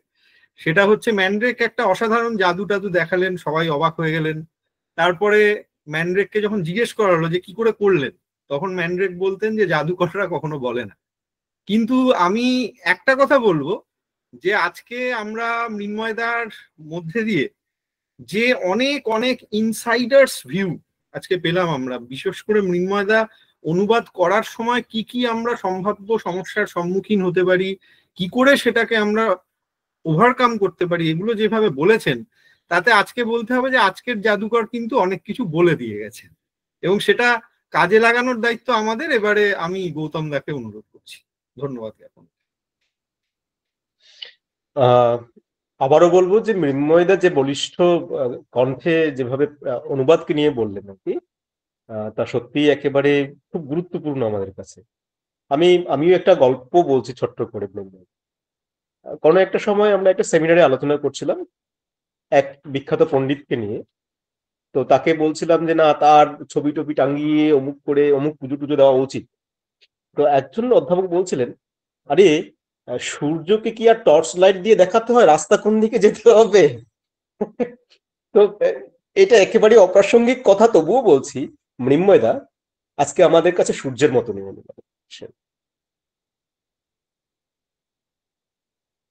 যেভাবে তুমি বলিষ্ঠতার সঙ্গে তুমি বললে, আমাদের অনেকগুলো আড়ষ্টতা ছিল যে অনুবাদ নিয়ে, যে অনুবাদটা কি হবে কেমন হবে, এবং তুমি ডিনাই করলে অনেক কিছুকে। এবং তোমার যে ফিলোসফিক্যাল ভিউ, তোমার যে ফিলসফি অনুবাদে তুমি যেভাবে দেখালে, সেটা কিন্তু সত্যি অনেকটা সাহস যোগাবে নতুন করে অনুবাদে আসতে। আমি মূল ভাষা জানলাম কি জানলাম না, আমরা মূল ভাষাতে না জেনেও ইংরেজিকে জেনে তারপরে অনুবাদ করবো কি করবো না, এরকম অনেক সংকট ছিল। দ্বিতীয়ত অনেকগুলো প্রাসঙ্গিক কথা বললে তাহলে গরিব ল্যাঙ্গুয়েজ কোনোদিন অনুবাদ হবে না, এইসব ব্যাপার। তো এইসব ব্যাপারে সত্যিই একটা গ্রহণযোগ্যতা তো থাকলোই আমাদের কাছে, এবং আমরা কৃতজ্ঞ যে মৃন্ময়দা তোমাকে পেয়েছি, এবং ধন্যবাদ। আর কিছু বলবো না, তোমাকে আবার আসতে হবে আমাদের কলেজে। অনেক ধন্যবাদ তোমাদেরকে, অনেক ধন্যবাদ আমাকে মানে এই দুবার এই সুযোগ দেওয়ার জন্য। একবার কলেজে গেলাম, একবার অনলাইনে, এবং সত্যি এই যে মানে উষ্ণতা আর কি, এইটা আমার জন্য খুব খুব ইন্সপায়ারিং। থ্যাংক ইউ দাদা, তুমি তোমাকে আমাদেরকে ধন্যবাদ জানানোর দরকার নেই, বরং আমরা ধন্য